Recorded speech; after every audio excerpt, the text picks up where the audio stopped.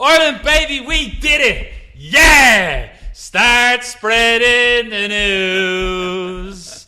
I'm leaving today.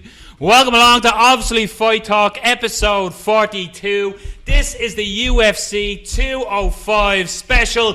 I'm a little excited. I'm joined, as always, by #WinDecision, Mr. Robert Palin. Hello. And welcome back to the show. The man who missed last week through a message sent to us at 3 o'clock in the morning saying he can't make it, something's come up. Very worried. Crazy, dirty, Big Daddy, Carl Doran. What's the crack, lads?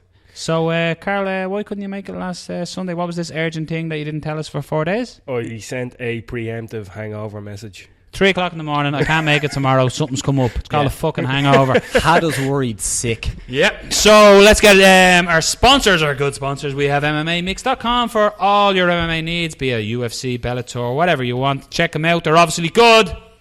Because they're obviously Fight Talk. And to Fight Star Ireland for the fighter's choice for all your fighters' needs, all under one roof. Everything you need, be it groin guards, shin pads, gloves, shorts, whatever you need, check them out. Best in the business. So we are a little excited. We're going to get straight into it here, lads. The historic UFC 205. This card is dirty good. Yeah, it's actually sick how good the card is. Yeah, it is. Yeah, I feel your energy levels aren't on the same as mine. You seem quite calm. Do you know what the thing, right? I'm so terrified about getting too excited for the card in case like something horrific happens. Yeah, you know what I mean. But no, if you're looking at can't, that, lads, it's fucking weird. You are probably listening to this on Thursday, but it's Tuesday night, lads. It can't happen. Touch wood. Yeah. Right, so let's get into it. First fight of the evening. We're starting for you Reddit trolls and YouTube trolls. We are doing the fight card. We're doing the whole fight card. So first fight of the evening is Liz Carmouche taking on Katlyn Chookagian. Chookagian, I think. Chookagian? I think so. Chookagian, like something from what was the movie with Arnold Schwarzenegger in space? Total Recall. Hey, Chookagian. Yeah. You are too young. Yeah. No, why not? It's the one with the 3 tits. Yeah. I remember that film. So Liz Carmouche taking on Katlyn Chookagian in the first bout of the evening. This is opening the historic card here, lads. So Liz Carmouche obviously came very, very close to beating Ronda Rousey back 2 years ago. Is it 2.5 years ago? It must be. Yeah, that's quite a while ago. First women's. It was the very first women's. Yeah. So Liz Carmouche came very close. She's ranked number 9 in the division, taking on Chookagian, who is number 14. So, what's your thoughts on this one, gentlemen? How are we looking at this? You got a 9-5 Carmouche taking on the unbeaten Chookagian. I really feel like that's not her now. Yeah, I'm definitely the same. Let's call her the blonde fighter, her nickname. So the blonde fighter taking on Chookagian. Chookagian. That's grand. Whatever. It's grand. Fuck it. You're just going to get the... I suppose I'll go first. I like Liz Carmouche a lot. She's actually one of my more favourite fighters at that weight class. Simply for that reason, and the reason of I don't know too much about Katlyn. I'm going to go with Liz. I think, as far as I know about her all-round game, she's very, very good. She can mix up the wrestling, striking. Maybe on her feet she's not as good as what you'd think she should be or whatever. It is the weaker part of her game, but it's good enough. For that, I don't know a whole lot about Chookagian, so I'm going to go with Carmouche. I'm going with the fighter I know. I'm just going to say a decision win. I'm starting out very boring. That's the way to go. Look at Palin. Fucking #WinDecision himself. So, Mr. Hashtag, how are you thinking on this one? Yeah, I've seen... Where'd you go, actually? She went with Liz. Yeah, look, Liz is a very, very good fighter. We all know that. She is a very, very good wrestler. Almost beat Ronda. Obviously, from hell. Yeah. Ronda tried to get the judo takedown, but with the judo takedown, she'll give up your back, and Carmouche almost capitalised on that. She's had a decent UFC career so far, not great, but she's a well-rounded fighter. I'm gonna pick her in this one. I think she's probably one of the more, I suppose, physically gifted fighters in the division. She's small, but she's very compact, which makes her a really good grappler in terms of takedown defense and takedowns. And I'm going to go for her to win by a decision. Again, I haven't seen a whole lot of Chookagian. We'll go with that one. We'll just check. Yeah, Katlyn. Yeah, Katlyn. But yeah, I'm doing the Irish version. Yeah, Katlyn. Yeah, but yeah, it's a decision. Hashtag win decision, starting it off. I'm going to go hashtag win decision here as well, but I'm going to go to Mike Perry route in this one. I'm going to go, I don't know a lot about Katlyn. The blonde fighter. I don't know a lot. I know she did fight Lauren Murphy, good Irish name, at the UFC Fight Night 91. I know that because it's on the laptop in front of me. So I don't really know a lot about her, but 8-0. I think she's going to have to bring something to the game, being 8-0. So we're going to open up with a decision, 3-round fight, unanimous decision for Katlyn Chookagian. We'll go with again. Moving on swiftly, time is of the essence. We've a lot of fights, so moving on, we've got Rafael Natal taking on Tim Boetsch. Now we know who you're picking, Carl, so we'll literally go away from you. So Rob, you're up here looking at Natal and Boetsch here. What you're thinking on this one? It's two veterans of the game. Yeah, two veterans. I think it's quite an even fight. I think Natal's probably the favourite. We probably should have checked the odds before this, but Natal's probably a slight favourite. I don't think you should ever check odds before. No, true. But just for context, with Natal, he's a good all-rounder. Definitely his submission game is his best part of his game. He's a decent striker. He's got better over the years. Still leaves himself very open in the striking. We've seen that against... who did he fight? I think it was an Australian lad, and he got caught. He was kind of going around with his, he was going around with his hands down, and he got caught. You can get to that, and we can get back to that one. But he's, as I said, he's a decent striker, but it's really the grappling where he excels. Now, Tim Boetsch, a very good grappler in his own right. Not the type of grappler that Natal is. Natal would be more of a submission based grappler, whereas Tim Boetsch would be... He'll take it down. He'll land the ground and pound. Actually, Tim has judo. Background in judo. So, exactly, yeah. So different style. Like, you're not going to get too many submissions from Tim Boetsch. Robert Whittaker. Was it? Yep. He lost to Robert Whittaker. Yeah. There was one other There was a different, There was one other Australian dude. Kyle Noak? I'm not sure. Look for, I don't know. It doesn't matter. Yeah, but it doesn't matter. Yeah, it doesn't matter. Yeah. So I think that this will be contested on the feet for the most part. I don't think it's going to go to the ground. If it does go to the ground, I do see Natal trying to initiate that. Tim Boetsch, again, he's a durable fighter. A little bit slow at this point, but he's tough and he's aggressive. I always pick against Natal, and sometimes it goes against me. And I'm just a little bit biased towards Tim Boetsch, just a little bit. So I'm going to go with Tim Boetsch in this one. Again, it's a very, very tough fight to pick. But I just think his physicality is going to be a problem. I think he's going to be able to just impose himself. But again, it's a very tough fight. All the fights in this card, I think, are very, very tough to pick. Yeah, a lot of them are pick'ems. And again, get used to saying this exactly, is a very tough fight. It's a tough fight to pick. And again, I wouldn't probably bet on this fight. I wouldn't bet on a lot of the fights. But I am going to go with Tim Boetsch to win. I'm actually going to go with Tim Boetsch as well in this one. The reason being, I just like the R2 veterans. I just think the Barbarian's a great name for him. He's like something from medieval times, like that. They send their best warrior and Tim Boetsch turns up. Do you know what I mean? Like, he mightn't be the most stylistically amazing to watch. Technique, fighter. He's proper dirty. Not dirty as in like he's filthy, as in he's a cheat. But he's just a. He's like a ditch digger. He gets in and he does it. He works hard. He gets there. He not that he went to jail and became a ditch digger. No, I just mean like he's dirty. It's the best way to explain it. He's dirty. He gets the hard work. He's like a labourer on the building site. You know what I mean? He's not the skilled guy putting up the lights and the electricity or the plumbing. Plumbers are just thick electricians. But he's the hard grafter, and that's what Boetsch is. He's the Barbarian. He's the tough guy that turns up, and I just think he's going to have that toughness here, and he's going to get it done, and he's going to stop. I think he's going to stop him, and he's going to stop him late in the third. Yeah, we all know I'm going with Tim Boetsch. Get out of fucking town. Really? Yeah, strangely enough. Yeah. Even when Tim loses, in my eyes, he still wins. I fucking love Tim Boetsch. The first declaration of love on this card. I have a feeling there's going to be a few declarations on this one. There might be a few. Hopefully, there's no English fighters on it, so there'll be no declarations of war, 6 counties and all that. Not Sunday. It wasn't like you can't even say the Rebel songs downstairs led you into that one. Yeah, I know. It was just scumbagging you. It came up. It was funny. That's it. So it was actually, we're all friends here. We're all friends here.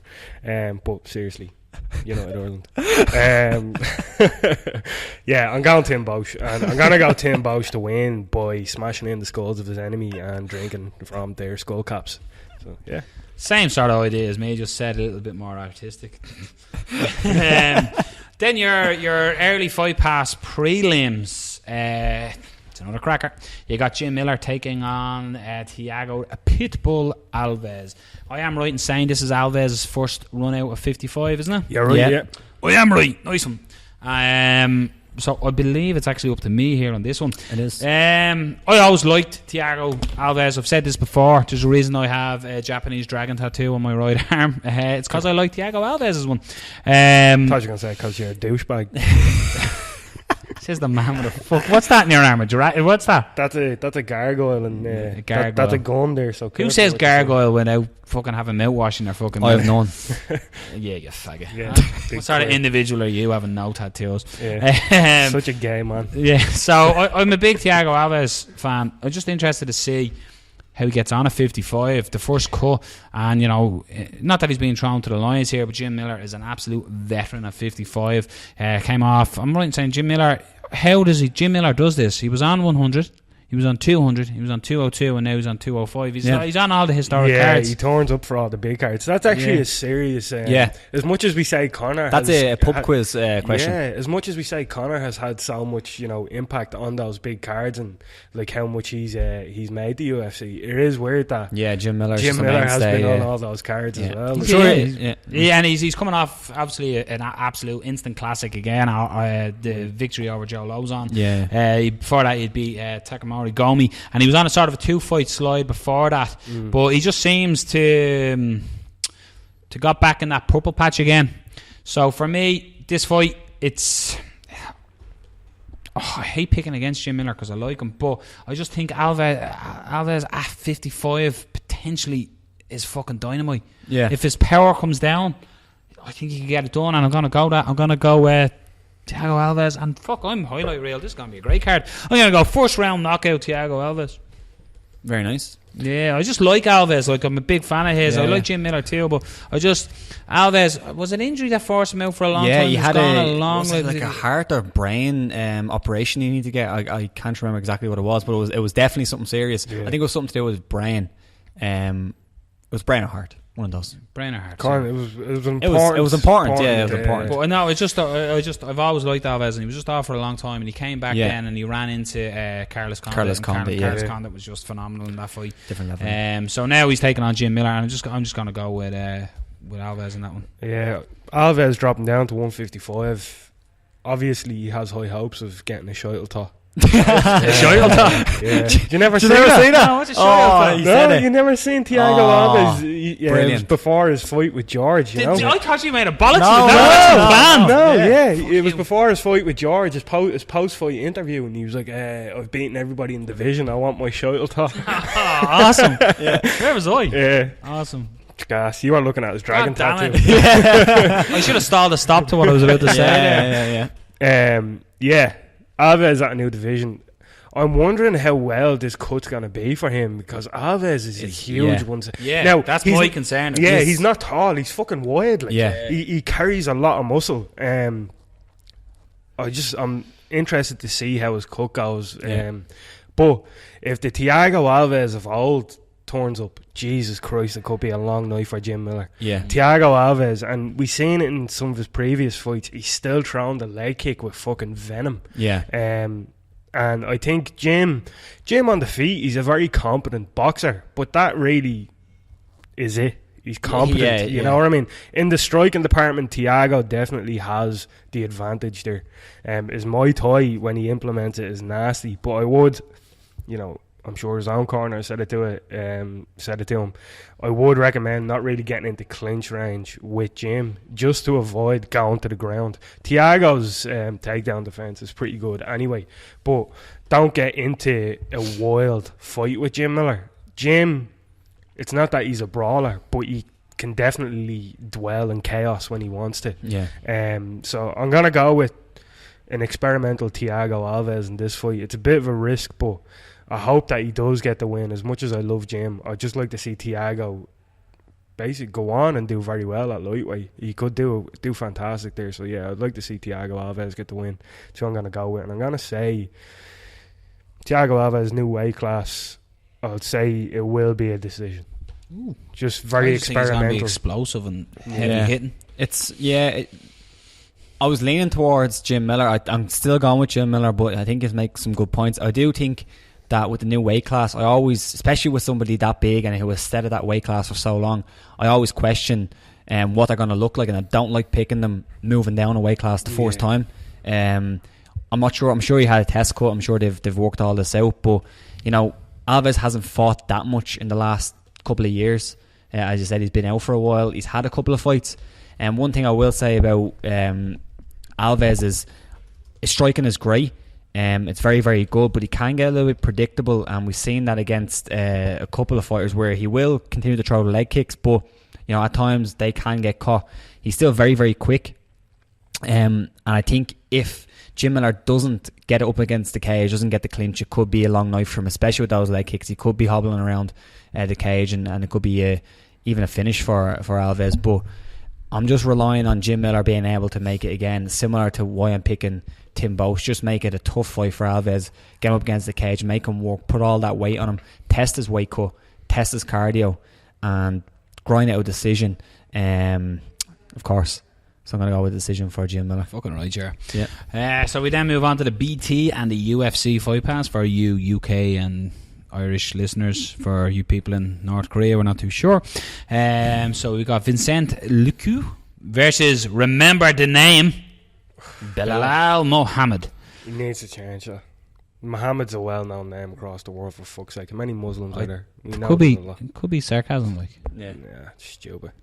Fucking hell, Carl's in great form, isn't he? Huh? Jesus, bring the laughs, huh? Yeah. Bring the laughs, fucking stupid. Change that name. So, Carl, Mr. Exciting, it's up to you. Who are you picking on this one? And tell us how, and tell us why, and tell us where. I'm going with Vincent Luque because I like his name better. Good reasoning. Yeah, I like it. It's fun to say. Yeah, it's fun to say. That's to be like the silent assassin. Yeah, there you go. Hitman 2, good game. I'm going with Vincent. I haven't seen much from him. He's 10-5-1. It's not the best record.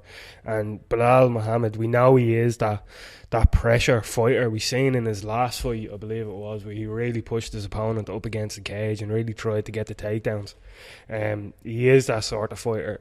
I just don't know too much about Vincent Luque, but I'm taking a page. Angle, I am. I'm basically pulling an owl here. I'm going with the fighter that I don't know. You're saying that, pulling an owl. Yeah, to be fair, in the jacks after this now. I'm gonna go with Luque. I don't know how he win. I just think he win. This is a pure guess for me on this fight. So I'm gonna go with Belal Mohammed. I think he's a very, very good fighter. I think I compared him to Michael Bisping the last time out. He's a pressure fighter. He has really, really good crisp boxing, but he can be a slow starter, and he does get caught sometimes, but once he gets into a rhythm, it's hard to get him out of it, and he does start to run away with fights. He has some good wins. I think he beat Augusto Montano, he beat Steve Carl, and his first fight he lost to the gorgeous Alan Jouban. Straight away. He didn't forget. Yeah, no, did he? Straight away, the gorgeous Alan Jouban. Gorgeous. I would. Gorgeous. Really create the moment. You would though, be honest. Yeah. Now let's move on. Come on. But I'm gonna go with Mohammed in this one because I think he's a really, really good prospect. I think he's going to be able to wear his opponent down, get a finish late in the third, as he does in a lot of his fights.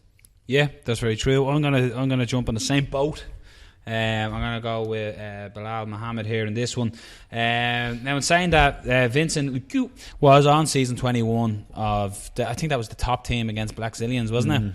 So he was in the house, he came out of the house, and I think he is currently, he is running on a win streak there, 3-fight win streak. Submission guys, 2 submissions and a win, TKO, God bless, Tapology boy, punch. Yeah, so I am going to go with Belal. I agree with you, he's a pressure fighter. I like him, he's exciting, he's a young prospect. He's 10-1 for a reason. That last fight, so he's only lost the 1 fight, so he's obviously a good young prospect. I like the way his style of fights, it is pressure, and he's trying to get the finish, and I love that when you're watching a fight. It's people who don't just, like, he had that fight won, his last fight he had won going into the tour anyway, exactly, and he still went pushed for the finish. Yeah, so I like that commands my respect. So yeah, I'm going to go win the tour round. If you want to write that down in your hand lettered book, whatever it is. Nope. So this one is moving on. Your next bout then, this is again 2 other veterans. You have Sugar Rashad Evans taking on the Action Man. Yeah, I was thinking of a word what to say. This guy is USADA came to test him, and they were at the end of a barrel of a gun because he didn't know who the fuck they were. So Tim Kennedy, who's up? It's Rob, I think, is it? Just Rashad Evans' first fight at 185. Yeah, 185. Yeah. So again, Rashad Evans competed, I'm right in saying, heavyweight in the Ultimate Fighter. Yeah. Became the light heavyweight champion. Yeah. And now fighting the middleweight. Just watch out, Conor McGregor. If you want to go with your 45 belt soon. Yeah. I'm just looking at Tim Kennedy there.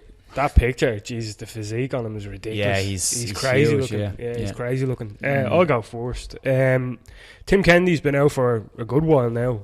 Jesus, I can't remember. Was it Yoel Romero? Was that his last fight? Possibly, yeah. I don't know. If that is, because as far as I'm only a way of checking. Yeah, as far as I'm aware, he went back to the military. Yeah, well, he's always on. He considers his day job as dangerous, and MMA is fun. Do you know what I mean?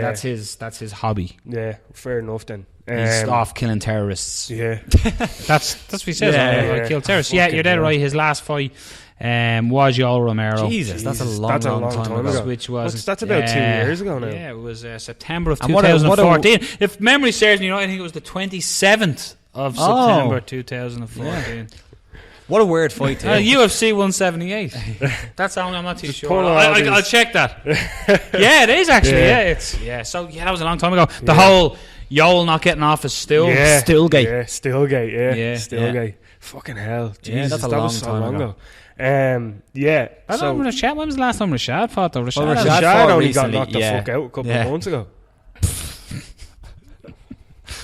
But to be fair, he did. You watched Friday not too long ago or something. You got knocked the fuck out. Yeah, that's right. You got knocked the fuck out by Glover. That's right. Yeah, like that. Jesus, that was 2 months ago. I believe that was on the 16th of April. UFC on Fox 19. Many months ago was that? I believe. What day? 6, 7. Just nearly 7 months. Is it? It feels shorter. That's not the first time you said that. You fucker. Small dick joke. Yeah. It's, if anybody hears. We got away with that. Don't listen to our last Google Hangout at the start. It's private now. Yeah. Right, so come on, Tim Kennedy, Rashad. What are we doing? Small dick. I'm going. Let's get technical about the fight. So we're just ripping the piss out under here. I'm going with Tim Kennedy. I just think Rashad's chinny at this point. Yeah. I don't think it matters how many weight classes he drops down. I think you have an expiry date on your chin, and unfortunately for Rashad, he's well past that expiry date. Rashad's been knocked out a few times now. I love Rashad Evans. He seems like a really, really nice bloke. I love his commentary. His punditry work is fantastic, and his fight history was very good as well. He knocked out some of the best fighters that there is. But I think he's just a bit too long in the tooth at this point. Even though Tim has been out for so long, it's not like he's not. Yeah, like he's a specimen. Yeah, Tim's a fucking warrior. You know what I mean? Like, whether you agree or disagree with what he does for a living, fuck you. But he's in the military. It doesn't matter. What an honourable job. Ultimately, he's a killer. You know what I mean? He's an absolute killer, and I mean that in the aspect of he go in and he puts everything on the line. Yeah. You know what I mean? I have to go with Tim, because over the course of 3 rounds, do you mean to tell me that Tim isn't going to land at least one heavy shot on Rashad Evans and knock him out? And I know Tim isn't really that sort of fighter. Tim is predominantly a wrestler, or more so Greco-Roman submission wrestler, you know what I mean? So yeah, that won't work great against Rashad Evans. Rashad's wrestling is fucking brilliant. So you'd imagine that Tim is going to mix her up. He's going to throw in the strikes, because everybody knows at this point that Rashad's chin, unfortunately for Rashad, isn't there anymore. So yeah, go to the striking. Obviously, don't depend on it. Use your wrestling to get to the striking. Use the clinch. Rashad's boxing is very good. So if Tim does try to stay on the outside and have, essentially a boxing match with him, he'll lose that fight. So don't fight that fight. Fight the dirty fight. You know what I mean? And that's what you have to do. And I think that's what Tim will do. It's not that he's essentially just, the brawling type of fighter. He's a very smart fighter, and he understands with every opponent you need to implement a different game plan. And in this case, the game plan is to pressure Rashad, don't sit back, and basically put him up against the cage and just box the face off him. That's the way I look at it. So I'm going with Tim Kennedy before knockout round 2. By boxing the face off. What I think you have to take into consideration as well in this fight, Rashad is, well, I don't want to use the word elusive. Because he's not really that elusive anymore. But his striking is very flowy. No, he changes it up. He can be quite different. The way he crawls into the cage and shit like that. Yeah. He's unpredictable. He can throw certain things. Like Rashad still has, I'm sure he does. He's still a great athlete. He's still he's well put together as well. You know what I mean? He's a specimen as well. He's a big hitter. But for me, I spoke about this a good few times, and you mentioned it there, Carl. Expiry date is a big thing. Yeah. Miesha started to put the expiry tag on that one. And it's being followed up now the last few times as well. And I just think if you didn't pick Tim Kennedy, he'd probably knock on your door fucking, why the fuck didn't you pick me? Navy SEALs busting your window. But no, I just like Tim Kennedy as well. I remember when I talking, so I missed that. I'm glad. I remember when he fought Michael Bisping as well. I grew with, he was in Strikeforce. I knew him well from Strikeforce and watching Strikeforce back in the day. He was always touted as one of the guys. I'm right in saying, did he lose to Rockhold in a title fight? He did, yeah. You're right. That was the title fight, wasn't it? No, that was Jacare that lost, but he did lose to Luke Rockhold. There wasn't a title fight, though? It wasn't. Okay, well, I was nearly right. It wasn't, man. It was a title challenge. It was, yeah. And then he fought Bisping and he fought Rafael Natal. He beat him well. Rafael Nadal, the tennis player. To be fair, he's only a tennis player. That's the bollocks out. Nadal playing the clay court. Shoved the racket up his hole. He was shitting pancakes for a month. Hodger Gracie, he beat Hodger Gracie as well on his MMA, his UFC debut. I just like Tim Kennedy because he's a fucking army man and he's a fucking badass motherfucker. An army man. So yeah, I'm gonna go with Tim Kennedy. Boy, whoa, we're in the army now. I think realistically, I think he's gonna close the distance with some striking, get Rashad up against the cage, take him down. Rashad might bounce back up the way he used to in his earlier days. Time has passed. I don't think Rashad will have a gas tank like that, and I think Kennedy will just pick him up and put him down as many times as he needs to land the big shots, and whoever the referee is will command him to stand in and wave it off, ground and pound. Tim Kennedy, I'm going probably late second round. Yeah. Like Rashad has had problems, as you said, with the chin. He's been knocked out a couple of times, but I actually look back at his fight with Ryan Bader as probably more of a problem, because in that fight, and even in the fight against Glover, he just looked flat. Like he could look completely flat against Ryan Bader, and there was no. I don't even think there was any takedown attempts. It was predominantly a striking match. Yeah, as far as I remember, the crowd were completely and he just didn't look good. And then he got knocked out, but it didn't look like he made the right adjustments in that Glover fight either. He looked very similar. It didn't look like he was progressing. Like, look at Rashad, and sure, like maybe his physical abilities are gone. Like, I still think, as you said, he's a great athlete and he's still a very good fighter. But I just don't see him making the adjustments that would need to be made to compete at that level. It just seems like more of a downward slope. I don't see any changes being made, so I think that's more of a problem than him getting knocked out. Because sure, like there's plenty of fighters out there who have weak chins, but they're able to use their technique and protect it, and you can, I suppose, rely on that. But with Rashad, I just haven't seen him being able to make the adjustments to look good in his fight. So I think against Tim Kennedy, again... Would you not blame the debater though? Maybe ring rust, because he was out for a while before that as well. Maybe, but then that's something like sitting on the broadcasting table too long. Potentially, but then he's still doing broadcasting. And another big thing about fighters, or when I don't like to pick fighters, is when they say they want to retire. And Rashad has said that a couple of times now. And I know recently he said no, this is his job, he wants to continue. But he has mentioned it, so I think that could be a problem as well. With Tim Kennedy, I don't like when they stay out for too long, but again, Tim Kennedy's been around for so long. Well, like I said, Tim Kennedy, he's been out a while, but that's because he was probably off killing terrorists. You know what I mean? Like, so it's not like he was, he was probably on a tour of duty or something, Yeah. So. But I suppose as well, you can make that same argument with Rashad, where, maybe it wasn't ring rust. He's been around the game so long. Tim Kennedy, he talks about not sparring that much because that he's been in so many fights that he knows what the feel is. He's used to it. So I don't think there'll be any ring rust there, but still he has been out a long time, so it's something that you do have to think about. But I do think Tim Kennedy will do enough. I don't see a knockout here. I actually do see another decision, but I see it being similar to the Ryan Bader fight, where Rashad just can't get anything going. Tim Kennedy will probably be content just to land some good shots. Probably won't land too much of a big shot, but he'll be able to work his kickboxing, because he's actually a very underrated kickboxer. He's pretty good, so I think he's going to get a decision. I think it's going to be somewhat of a boring fight, this one.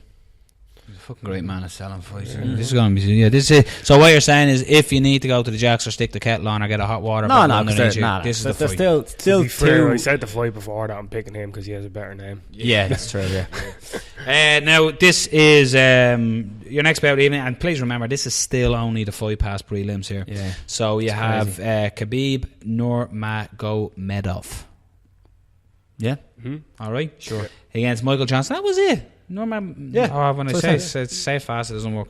Nurmagomedov. Yeah. So Khabib, there's Michael Johnson again. This is a cracker. Michael Johnson is basically trying to solve a puzzle where you buy the puzzle and not all the pieces are in it, because Khabib is he's just an animal. Yeah. And a lot of people are saying, oh, well, he didn't look great in his last fight. He was given a tin can and stuff. Yeah. That wasn't his fault. The fight pulled out.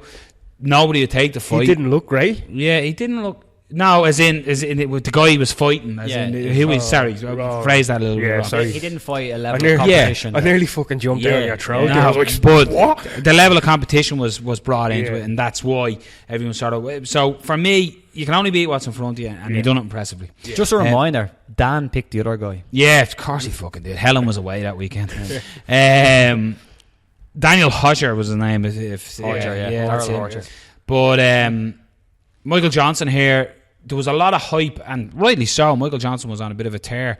Then he ran into Beneil Dariush, who again won at the weekend, and then he got beat by Nate Diaz. But he followed up with a big comeback win there against Dustin Poirier. But unfortunately, Khabib is just a different monster, isn't he? Yeah. Everyone says he's one-dimensional, but like that one dimension is like fucking 6 dimensions. It's in like itself. He looks like a white Incredible Hulk, just doing the Hulk smash, slamming people around. Yeah. He's an absolute wrestles bears on his monster, on his vacations. Absolute monster. And I just think I've seen fights where Johnson has gotten taken down, and I've seen him getting hurt, and you've seen him in a way, very different fight, but against Nate Diaz, you could see the quit in Johnson. As much as it went to a decision, you could see the quit in him. He couldn't answer the puzzle. And like I said, this is just a box where you buy a puzzle and they haven't put all the pieces in it. Yeah. And I just think Khabib... Fucking bastards, I hate when they do that. I just think Khabib will just light him up, take him down at will, and stamp. Tony Ferguson got a big win at the weekend, and Khabib will not want to be in a queue. So he'll want to basically put a big apostrophe behind this and go, this is why I should be getting the title shot next. So Khabib by demolition. Yeah. But I'd say Johnson, he's tough, gritty fighter. No, yeah. I think he'll hang in there. I'm going to say decision, but it'll be an exciting dominant whoop ass. Now Johnson, his path to victory is a striking. He's got to stay away. He's got to try and stay in that fourth dimension outside, not in boxing range, not in kitchen. He's got to stay right out, so when Khabib tries to close the distance, he gets the fuck out of town. But Johnson has his striking looked against Poirier. His striking was on fire.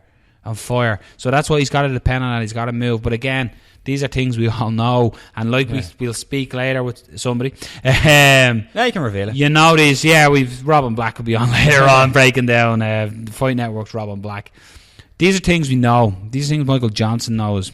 But for me, everybody knows what Khabib is going to do.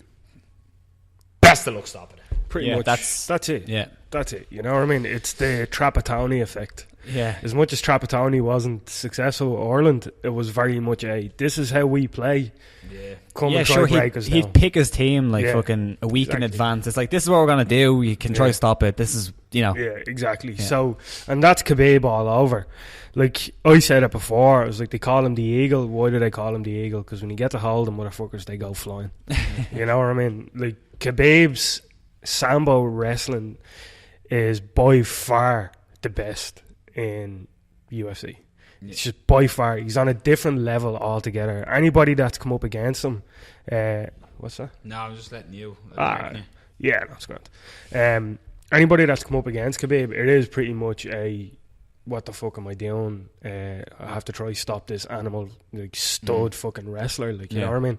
And it's a thing of like Khabib. The only thing that has held Khabib back is his own body, unfortunately. But that in and of itself is a testament to him, in that's how hard that man trains. The pure will and drive to win. He fucks up himself. Like, you know what I mean? But even then, after getting such horrific injuries as he's had, he's come back and he hasn't looked diminished in any sense of the word.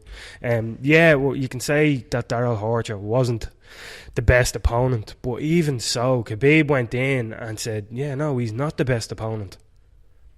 So what? You know what I mean? Like, he proved that he wasn't the best opponent and he just smushed him into the ground. In this case, you're right in what you said now. Johnson he kind of has to do a Tyron Woodley effect. He has to be extremely explosive. He has to be fast. He has to get in and get out. I think the thing, just to talk across you, I think the thing is against, like, Woodley has that bang fight over. Now I know Johnson finished the fight with Poirier, but I just don't think he can catch Khabib with that. Like, as in, I don't think Khabib will go down to that shot. No, we've never seen it. Like, but we've never 23 seen and it. all. Like, so I don't think if he gets hit, I'd say he has a chin that just looks at you and smiles. We say we do say that, and but like, you're only amazing up until you're not. Yeah, exactly. You know very what true. I mean? Yeah, like, very true. You're only unbeatable up until you're beaten. Yeah, you know. And Poetic. Michael Johnson, he has that chance to just knock him out. Like, you seen what he done to Dustin Poirier? You can say it's a slim chance, but what we're saying is anything can happen. You have to give Michael Johnson a chance. If you're saying no, he doesn't have a chance, and then he goes in and just knocks Khabib out, you're going, well, you know what I mean? So he has a chance, but my money is on Khabib in this fight. It's the safer bet all around. I'm going to go with Khabib, and I'm going to say Khabib will win by rear naked choke in the third. I think what you said, Noel, about him breaking Michael Johnson is something that will happen, and I think in the third, Johnson will give up his back, and rather than take the strikes, he'll give his neck. Not willingly, of course, but I think we've all seen that happen with fighters. Exactly. So I think Khabib will break him, but if you think Michael Johnson doesn't have a chance, you're very wrong, because on his day he can knock anybody out. And I think with Michael Johnson, I think it's like the gulf in class between Johnson's grappling and Khabib's grappling. I think it's huge. I think Khabib is probably, as Carl said, the best grappler in that division, maybe in the UFC completely, especially him and Moya. Especially takedowns, because he has every single kind of takedown that you want. But again, as Carl said, we don't really know. Like, when you hear Robin Black talk, he doesn't like making predictions, because we can only make predictions based on the evidence that we have. Obviously, that's what we're making the predictions on. We can't say what improvements other fighters have made. Michael Johnson looked great against Dustin Poirier. Do we really know what he changed from the Beneil Dariush fight to the Poirier fight? Not really. We know that he knocked Dustin Poirier out. He looked great in that. But if that went another round or two, what would he look like? Same with Khabib. Do we really know what his striking's going to look like when he comes back? Not really. We know what his grappling's like. We know what it was, and we know that it's most likely, knowing how good that Khabib is, knowing how good he has got, it's probably been improved. So going by that, and going by that nobody has been able to stop what Khabib has been able to do, you'd have to say that Khabib is definitely a huge favourite in this, and he should win it based on what he's done so far, and that's all you can really go on. I think Khabib will be able to close the distance. Every fight he's been able to close the distance, he's going to probably be able to take him down. Johnson, although he's a wrestler, traditionally now he's turned more of a kickboxer, but that was his base. He hasn't got great takedown defense. We've seen that before. I think Khabib's going to get it to the ground. I think on the ground he's going to be able to really do what he wants with him. But again, Michael Johnson has shown that he has that power to finish. Khabib has shown that he does have deficiencies in striking. He gets it, but I do think it's true that he should be able to take a shot. But again, anything can happen. But I'm going to go with Khabib in this. I think he's going to look really, really impressive and probably get a finish in probably later in the third, maybe. Moving on then to the main event of the Fight Pass prelims, we have Frankie the Answer, Edgar taking on Jeremy Little Heathen. Who the fuck is that guy? Stevens. I'll toss the coin in there to the fountain first. Beautiful. I'm going to throw it out here. I'm going to go with Jeremy Stevens in this one. I just think, again, Frankie Edgar, his movement, his speed, his in and out. He was one of the best at getting in and out, landing the shots, popping them off, getting out of there. But like Dan Henderson, like so many fellas, just Jeremy Stevens just has the equaliser. As much as Conor, as I referenced there, who the fuck is this guy? Conor is seeing what Jeremy Stevens can land, and when he lands, normally there's a flashlight in your eyes after it. I think it could be a fight where he'd be frustrated. I've seen fights with Jeremy Stevenson previously where he's looking for that home run shot, and fighters are picking him apart. They're landing the jab, and he sort of stands plodding forward, flat-footed, Max Holloway fight, trying land a big shot, missing, getting frustrated, getting agitated by it. I think Frankie's going to incorporate the little leg kicks the way he does, step in with the jabs, move constantly. Typical Frankie Edgar, on his feet, moving constantly, going. But for me, I'm just going to flip the coin on this one and say that Stevens is going to land the big shot, and he's going to put Edgar out. And it hurts me because I really like Frankie Edgar, but I just think Edgar's going to go full technical boxing, using his. He might try and mix in the little takedowns. The way the ankle picks and gets in and does the singles, runs the pipe, turns the corner, gets it down. Frankie could do all that, but I just think Jeremy, if he lands, is going to put Frankie out. Frankie Edgar is very hard to hit, though. Very hard to hit. We've seen Gray Maynard doing it. He got hurt by it, but as much as he got picked apart by Aldo, Stevens is going to be a lot slower than Aldo. He's not going to be at the same speed as Aldo, the way Aldo strikes. But I just think that is some power he possesses, and I think he will land it, and I think he'll put Frankie Edgar night. Yeah, I'm not in the same boat as you, but I do agree that he has that chance, especially because we've seen Edgar being finished before. But he has some chin. But what I'm going to go with is Frankie Edgar to win. I'm going to go with Brad Pickett's skill over 3 rounds. Over 3 rounds or 5 rounds, who's going to win the fight? I think it's Frankie Edgar all day. I think with Edgar, the last fight against Jose Aldo, I think Jose Aldo, I know you have, you don't think it was as good of a performance as a lot of people think. I think it was a masterclass. I think he looked phenomenal in that fight. I think Frankie's going to get better from that as well. I've watched it back and I sort of do think I think Frankie's going to learn from that. Takes a lot to admit that. Yeah, it does. Yeah, you were wrong. Fucking sap. But again, Jeremy Stevens has that big punch. He has that knockout power. Frankie Edgar has been finished. Jeremy Stevens would probably be the bigger man. He's fought much bigger. Again, they both fought at lightweight, and he would have been a bigger lightweight. He has that there. I just think Frankie Edgar would be able to outwork him. I don't think it's going to be finished because Jeremy Stevens is just very, very tough to finish. But I do think Frankie Edgar is going to get the win. See, if you asked me this question in 2 hours, I'd probably say the same thing you do. But I just have it. Yeah, I don't know. I just get it in the belly. You know, my again, belly fizz when I thought about it. That's what you have to go with. Home run. But it is again. It's not like a science we said, picking these fights. like you said, Carl. Get used to us saying this is a tough fight to call. It's pick'ems. Yeah. I do just think Frankie Edgar will dance the dance, but I just think Frankie Edgar could do that for 4 minutes and 58 seconds. But it's only that 2 seconds that Jeremy Stephens needs, and it's fight's over. So that's why I'm going with a 15-minute fight. He only needs 2 seconds. Yeah, like we all know, when Jeremy Stephens lands, a fucking third world shantytown gets destroyed.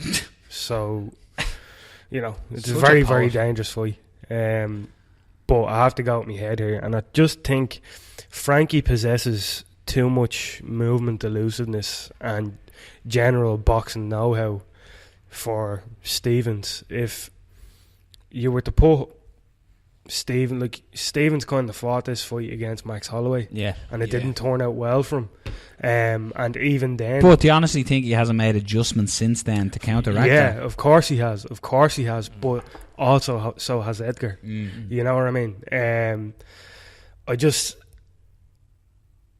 think Edgar being in New York, that's a big factor. You know, he's a New York boy, that's where he's from, the usual. But I just think that Edgar just possesses too much for Jeremy at this stage. I think Jeremy is definitely a contender at that division, but just think Frankie Edgar's a bad fight for him.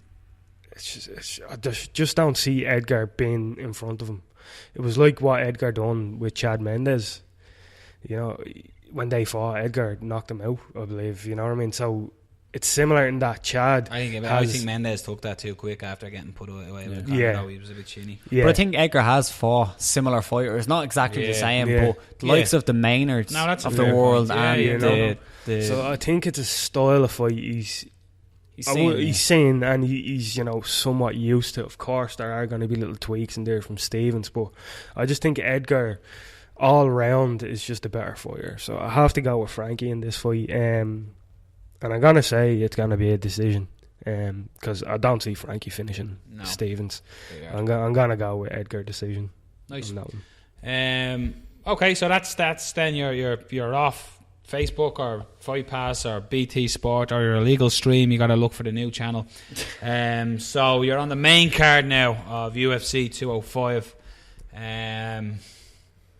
Your first fight of the evening on the main card sees Miesha Cupcake Tate taking on Raquel Rocky Pennington, the former champion, after getting, let's be honest, a hiding, is coming back. How will she look against Raquel Pennington? I'll go. I thought you were going to say, sorry. Gorgeous. I just thought that was the moment.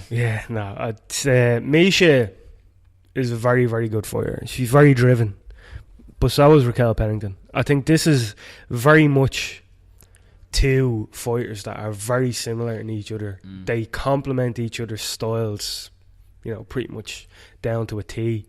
Yeah, this is a good matchmaking. This is going to be a good fight. Yeah, because they're both very, very similar. They're both those fighters that they've faced adversity and they've come back from it.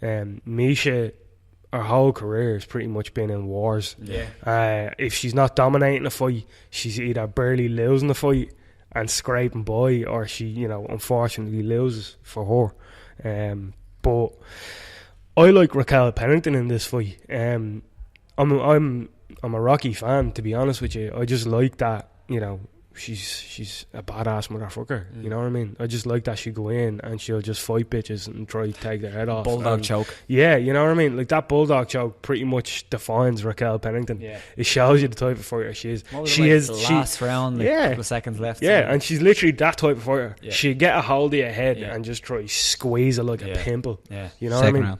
Second round. 2 seconds to go. Yeah. If memory serves me right, just thinking.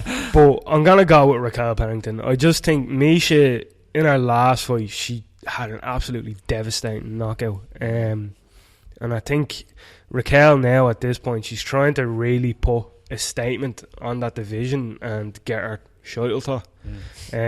So I'm going to go with Raquel Pennington. I like her in this fight, not for any particular reason. I just have a gut feeling. that's pretty much it. But I definitely think that this could be, if they both decide to just fucking stand in front of each other, it could be great. It could be a very good fight. So I'm going with Pennington. Yeah, it's a tough fight for Miesha coming off that loss. I do look at Miesha, her mindset after that last fight. It was kind of strange. Like, usually she's very, very driven. She just shows a different attitude. And after that fight, she looked a little bit like she was defeated. Like, she obviously was defeated, but she looked defeated. She sounded defeated. Deflated. And even now, she's kind of saying, "Oh, Amanda done a great job." And I just don't see that fire. She's always been that person, though. To be fair. True. But I don't see that fire. Like, it's weird. Her mentality seems down or something. And I do think that it's important that fighters are driven in that way. I think mentality is a huge factor. But I do think for Miesha, she has the skills to win this fight. Formiga sounds like a Brazilian fighter. It does actually, yeah. Formiga. I do think she has the skills to win this fight. Pennington's very tough. She's a brawler. That's her game. She likes to brawl. She likes to stand. But I think Miesha just has the technical abilities, especially in the grappling, to control her on the ground. I think with Pennington, she has good takedown defense, but I think with Miesha, when she use their takedowns in combinations, not just the one takedown, I think that's going to cause a lot of problems. And I think she's going to be able to get it to the ground.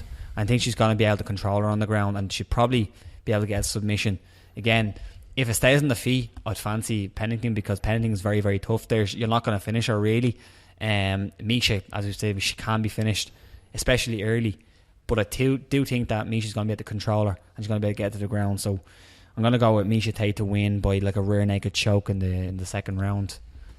I'm going to go with Miesha Tate in this one as well. I actually think this is a great fight for her. I think Jessica Oi, as I was saying, is going to leave for a good fight. I like Jessica Oi. She's a good fighter. What am I saying, Jessica Oi? Well, that's. I was looking at it. Yeah, that's going to be the thing. So Pennington. I like Pennington. She's a brawler. She's a good fighter. Her record doesn't justify her fighting. She's 8-6, but I just think experience here for Miesha Tate is what's going to get her over the line in this fight. She's a smarter. Not that she's a smarter fighter. She'll recognise it, like the Holly Holm. The victory over Holly Holm is the perfect example of that. Such a close fight. She stayed in there in the bad times and the good times, but she stayed in there and she took her opportunity. She grabbed it with both hands. Now against Amanda Nunes, when she got absolutely lit up, that fucking happens. Do you know what I mean? Fighters, you can just get caught and you get hurt, and I think she just caught cold in that fight. A lot of pressure coming in, first time defending the belt, all that. For me, Tate here, experience is going to do this for her. She's going to know. Pennington will commit to the brawl. They'll be standing. She'll be getting committed to the exchange. Miesha will have that experience to change levels, get the takedown, work the ground. She'll control her on the ground, and I think she'll get. I agree with Rob. I think it'll be a submission finish here for Miesha Tate.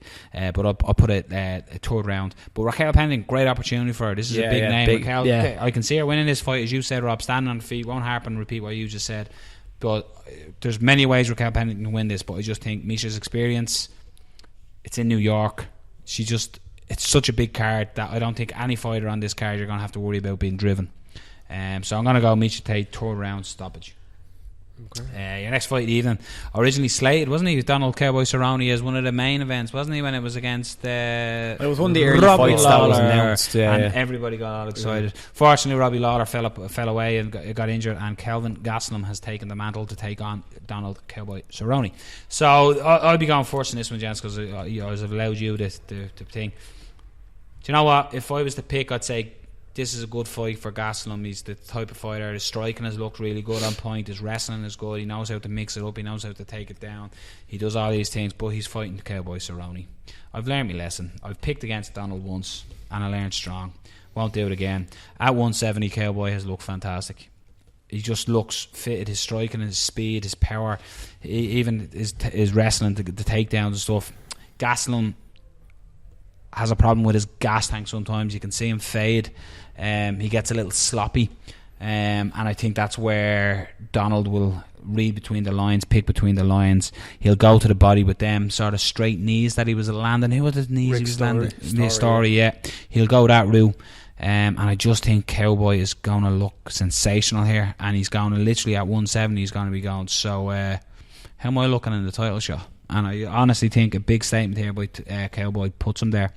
Gastelum, very tough fighter. He look like again what we were saying with Robin Black later. He knows, everybody knows, you put Donald under pressure, you go at him, that's where you get him on the back foot. But I just think at 170, I just think Donald found a new light and he's a monster there. Gonna go Cerrone and I'm gonna get him stoppage in round 3. Donald, Cowboy, Cerrone. Okay. I'm in the same boat as yourself now. The blueprint for Cerrone was set in that you pressured him. You know, historically, Donald hasn't dealt well with a pressure fighter. But his last 2 fights against Patrick Cote and Rick Story, they both tried to pressure him and he absolutely destroyed them. He absolutely destroyed them. Well, so I have to highlight as well that was 170 as well, though. That's what I'm saying. Like, so that's, you know, to his credit, like, you know.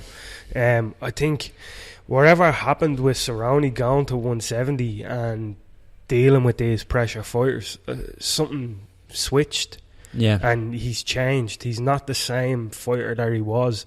Cerrone was type of fighter where he'd like to, you know, come plodding forward and try pick you apart. Like, it's not that he was particularly static, but that was his game. Classic kind of Muay Thai. Yeah, it was exactly. And if you let him do that, it was very, very dangerous. So obviously you don't let him do that. But now he's changed to where he's using the knees to the body, as you said now, and he's really changed to be that counter striker when he's getting pressured. And off that counter, then people are going, "Geez, he's hitting me with some big shots here," and especially like the knees to the midsection. That's gonna force you to take a breath, and it's when you take that breath that Cerrone gets that chance to come forward and basically try to pick you apart.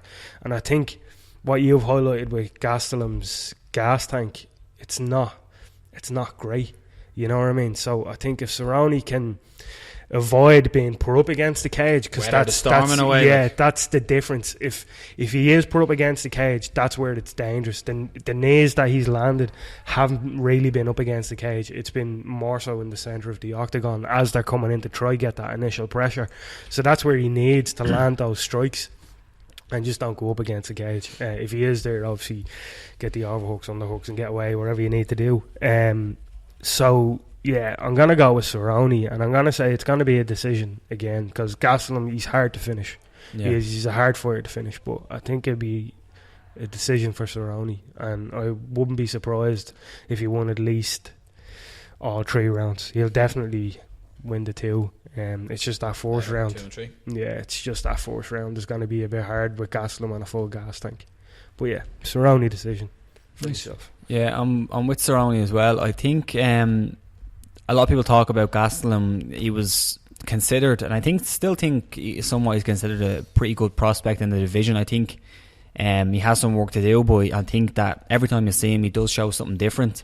But also Cerrone, like, even though he's been around, it seems forever, he's, as we said, he's making different adjustments. He's always bringing something new. It might be something drastic, but something like the knees, where he started using those when fighters are coming in, changing levels, he was landing them. And who knows what he's going to bring to this fight. He has looked great at this weight class. He can go, you know, a hard 3 rounds. So just based on that, and based on Kelvin Gastelum, you don't really know what you're getting with him. He always shows something different, but you don't really know which one's going to show up. He had some poor performances in the past. As a Cerrone, though, like, Cerrone has shown up and being caught cold in a couple of fights. Yeah. Like, you seen the RDA fight where he got finished really early, got hurt to the body.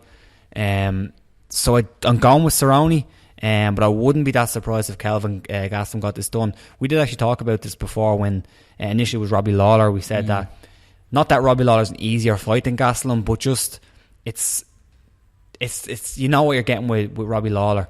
He's going to show different things, but you know what you're getting. You have Robbie Lawler. You're getting a fucking fight. Yeah, you're getting a fight. But with Gastelum, you're not really sure. Like, he's always changing. And plus, well, Gastelum's so young, so with these young fighters, when they go like away, they can come back looking at different, you know, have a different wrinkle to their game. But I am going to go with Cerrone in this one. And I think, I don't know if he's going to finish him. It's probably going to be another decision, but I do think it's going to be a good fight. I think it's going to be a really a really good performance by Donald Cerrone. The next fight, I love this next fight, is the All-American Chris Weidman taking on Yoel, the Soldier of God, Romero. 13-1 against 11-1. No forget Jesus. So Rob, you haven't gone first in a while. What are you looking and what are you thinking here? I'm thinking Chris Weidman initially. Yoel Romero again, he's been off for quite a long time. And how old is Yoel Romero? 72. How old is he? You can check that there. I think he's 39. He did start quite late. 38. Well, he was an Olympian for Cuba, wasn't it? Yeah.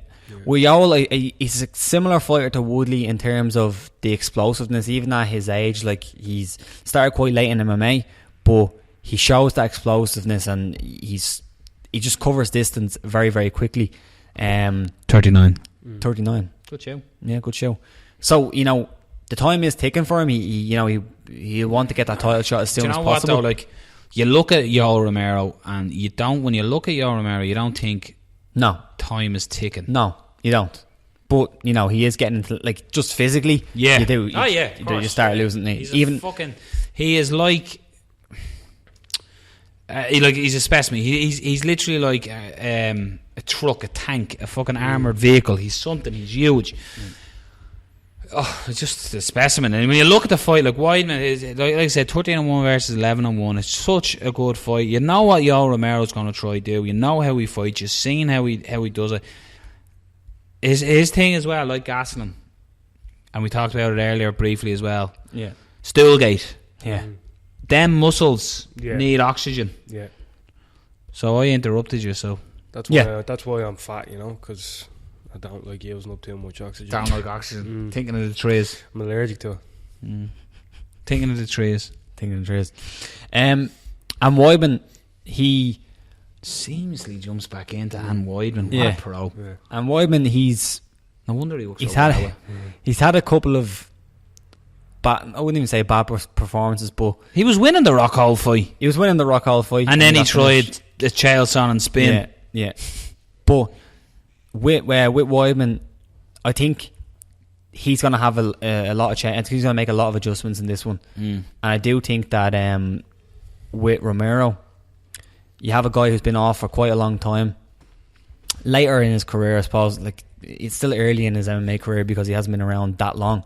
But later in his, I suppose, physical career, and I do think Weidman would be able to get it done. I think. What do you think of the wrestling here? You're talking about like a high Olympic wrestler against like an All-American wrestler. Yeah. So you're in a way narrow it down to, let's say, MMA wrestling. Do you know what I mean? Because there's Olympic wrestling, Greco wrestling, blah, blah, blah. But MMA wrestling, are they going to cancel one another out, or is this going to be a standard banger? Or do you think, because like for me, Yoel Romero's the type of guy that with his takedowns are literally picture legs and just fucking runs through you. Yeah, but Weidman's a different type of wrestler. Yeah. He's more like Weidman when he looks for a takedown, he's looking for a takedown to land in a position of dominance, whereas Romero looks for a takedown to get the takedown in a way, if you get me. Like Weidman is a phenomenal submission grappler. Yoel Romero isn't really. I feel like I'm interviewing you when I'm cutting across here. Yeah. But what do you think of the whole, as in all the fighters that you're saying, it's historical. Weidman is a New Yorker fighting in New York. I think you're literally going to have to put I think you'd have to put the man in a grave to get this fight out of there. So again, as much as the wrestling, do you think New Yorkers are going to come into it? Do you think this is going to help him or hinder him? It's tough to say. Pressure. It's tough to say, really. Like some fighters excel in that situation. I think Chris Weidman is the type of guy who he's a winner. Like he would excel in that type of situation. So I don't think it'll make too much of a difference. I do think especially when you look at Conor when he fought in Ireland, you see him when he fought there, and you could kind of see that the helix, like in the helix. When he fought in the O2, you could see that it gave him that burst of energy. Yeah, but I don't think it's going to make a difference. I think sap you too, in this, it could. Yeah. I think it sapped Thiago Brandao in that fight. But I think just in this one, I think Weidman has the wrestling to stay on the feet.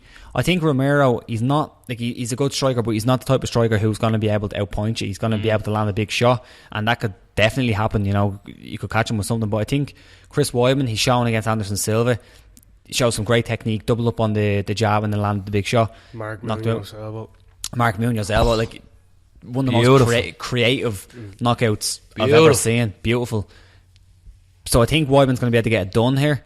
I think it'll be another decision though. Yeah, I'm in the same boat. I'm going with Chris Weidman. Team Weidman. Yeah, like it was the Luque Rockhold fight. It's a tough fight because he made a mistake. Yeah. You know what I mean? He made a mistake. And right, it was a cost five. me It was Humanator. it was a 5-round fight as well, and we all knew it was going to be a very close fight anyway. Yeah. But this fight, it's still going to be a very close fight, and I see it being an extremely hard fought decision. But I think New York, Chris Weidman being at home, you know, Madison Square Gardens, it's too big an occasion for him to, you know, be, what would be the word? Broken, I suppose. I just don't think he's gonna be broken. That hunger's been building since that fight. You like can he see had, it. and he had that Fermenting. injury. He was so close to fighting, and then he had that injury. Yeah. And now he's fighting Started his on career. the biggest card of them all. I just think it's too much for him to wilt under. I'm a fan of Chris Weidman, and I'm a fan of Yoel Romero as well.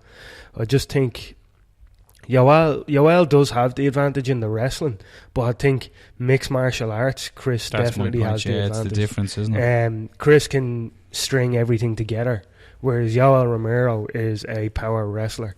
And we've seen Yoel, like Stillgate, it's called Stillgate because he gassed and needed those extra few minutes on the still, you know what I Gassed mean? hard, in that fight. And now he got caught, you know, with a tainted supplement, but that's gonna hang How over him. fucking dare you say that about Yoel Romero? Yeah, whatever. Look, He picks things up and puts them back down again on numerous occasions and looks fantastic. that's all there is. But I think that's gonna hang over him as well. So I don't know. I'm just going with Chris. I have a feeling. I think Chris Weidman wins this fight by decision, but it's going to be an extremely close fight. It's hard. It's hard to pick this fight just for the reasons of what are they going to show now. Like they've been both out for so long that like you don't really know what Chris Weidman's going to show up. You don't really know what Yoel Romero's going to show up. You know what I mean? They've been so long on the sidelines for different reasons, obviously, but you just don't know what type of fighter's going to show up in this one. That's what makes it. It's a tough fight to call. I'm going Weidman. You didn't need to guess that. Was like I already have it written down. Now I've seen Weidman get hurt before. Machida had him hurt at one stage, didn't he? Yeah, Vitor Belfort. Vitor had him bit of ropey as wobble, well. yeah. So you know that is there, but I just think there's. Yous have broke it down. I don't need to add much more. I just love Chris Weidman. I'm Team Weidman. I have been from the start, and I just think it's been fermented. That defeat, the Rockhold's been fermented, but I think this is going to be the hardest fight of his career. Yeah, but he'll get it done. He'll get the win. It'll be a decision, split decision, but he'll get it done. Yeah, I'm in agreement with you. I think it's just going to be an extremely hard fought fight. Oh, it's going to be, and it's going to be a hard fight to watch. Like, cause I mean, in an entertaining way, like not in this is a bit shit. Because it's just going to be two fucking extremely talented fighters. Laying it all down, you know what I mean? Yo's got something to prove coming back from the tainted supplement, and Weidman's got something to prove coming back from that defeat to Rockhold. This is my fight. We're not really going to do it under the radar because we've picked everything, but this is my fight that I think potentially could light the card up and shock everyone as the best fight on the card. Let's call this the Coco main. You have the cocaine. The Coco main. Joanna Jędrzejczyk taking on Karolina Kowalkiewicz. Kowalkiewicz. I think it's either. I met her at Obama. Yeah, it's either Kowalkiewicz. Kowalkiewicz. Yeah. Some people say Just say Kowalkiewicz. Joanna Some for me people once. Kowalkiewicz. You say Joanna once for me. Not Joanna. Joanna. Jędrzejczyk. Ninjacek. Jędrzejczyk. See, I can say when someone says it. Ninjacek. So what I need is when I'm ever announcing in the UFC, Dana, I need somebody standing there just going. Yeah, in the Say air. it again. Say it again. Ninjacek. Yep. Go on it. You're in J-check. J-check, yeah, woo! That's a bit weird looking. So, yeah, this is Joanna against Carolina. These have fought at amateur before. Joanna got the win. By submission, strangely enough. So, this is 2 undefeated fighters, which is awesome. I'm loving this. Somebody's has got to go for the strawweight title. What are we thinking here? This is a fucking great fight. In this one, I think Carolina... See the video before we go any further. You see the video where Joanna's doing the elbows on the pads? Yeah. Joanna is probably one of the best strikers in and she's the now UFC. fighting under ATT. Yeah, and it's her first fight under ATT, change of camps. And that can sometimes be a bad thing. No, but they brought in, this is the big thing. I was Luke Thomas, I think. Yeah.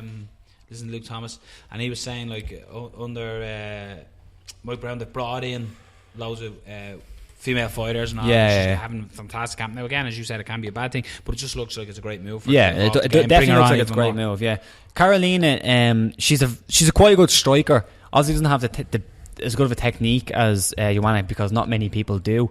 One thing she does do well is she can come forward and she can land and she can put a lot of pressure on you. She's actually very, very good from the clinch. If you watch her last fight against... So's Joanna though. That's the problem. This is the real big thing I find with this fight is the two of them are great Muay Thai practitioners as well. So their clinch is phenomenal. Both of them there. So if you get in the clinch, as much as you might have that advantage, it's sort of nullified. It's not like two wrestlers. The way we're talking about Chris and Yoel, they're going to cancel one another out. So this basically could turn into a Thai fight. It could. It was Rose Namajunas. Rose, yeah. If you look at that fight, you could see Carolina using her elbows really, really well. But then, as you said, that's where Joanna does a lot of her good work up against the clinch. She has really good knees from there, as does Carolina.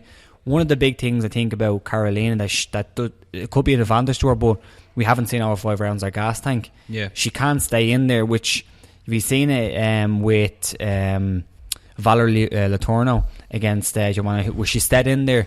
She did get beat up, but she could stay in there, and that can obviously, once you're in the fight, you can win. But I do think Joanna just has too good of a skill set on the feet, and I do think she's going to be able to it's going to be a similar Joanna fight to her last fights, where she's able to push her opponent against the cage, not even in a clinch situation, but similar to what Conor does, where keeps them against the cage, gets to land big shots. Again, Carolina has a really, really good chin, but I do think Joanna's going to land something over the space of that 5 rounds to knock her out. So I think it's going to be a finish. Not a straight knockout, but maybe a TKO. Yeah. But I do think, as well as I said, Carolina, she can stay in there. She always has a chance in there, but what she does well, Joanna just does better at this point. So that's why I'm going to go with Joanna. I'm in agreement again. I think it'd be a bit crazy to pick against Joanna, but as we say, you're only unbeatable up until you're beat. Well, that goes for both of them, really. Yeah, exactly. You know, but be a draw. Joanna, could you fucking imagine? Jesus, Joanna is clearly the huge favourite in this fight. Every girl, huge favourite. I'm not too sure. She's probably the biggest favourite on the card. Yeah, she should. Yeah, I think she should be 1-4. Against 11-4. Yeah, exactly. So, like, we shared a picture on our page. That's great, isn't it? Yeah, we shared a picture on our page the other day of all of Joanna's opponents, and Jesus fucking Christ, poor girls. Their faces will never be the same again. Their faces look like what a woman's vagina looks like after having a child. There we go. Just said I put that out there. There we go. I love getting those moments. For fuck's sake. There you go. I'm sorry, Mark. Lower your radio down. The pensioners coming in won't hear that one. Sorry about that, bro. Are we gonna beep that one? Maybe. No. No. We won't be silenced. Yeah, grand. I'm going with Joanna. You're going with Joanna. Yeah. I'm going to do again, Rob. You sort of we discussed it. We broke it down. I'm going to go Joanna. I'm going to go the later rounds. I think Carolina, she has a really good chance in the early rounds, round 1 and 2. I always find anyone who fights Joanna, when they have the chance, you look at Cordelia when she fought her, she had the chance early, and then Joanna just comes into the fight. So I think if Carolina does have the potential, I think you're right, Rob. The two of them have a very close skill set, but Joanna just tips the scales that little bit more, that it goes in her favour. I think 11-4 could be worth a cheeky bet though for Carolina.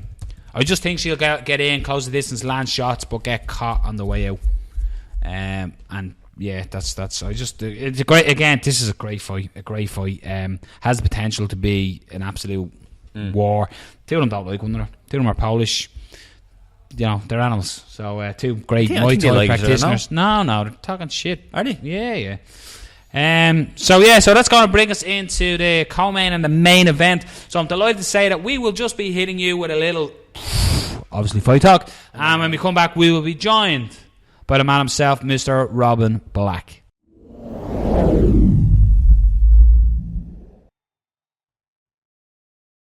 So welcome back to Obviously Fight Talk, and I'm delighted to say we are now joined by a Fight Network presenter, an analyst.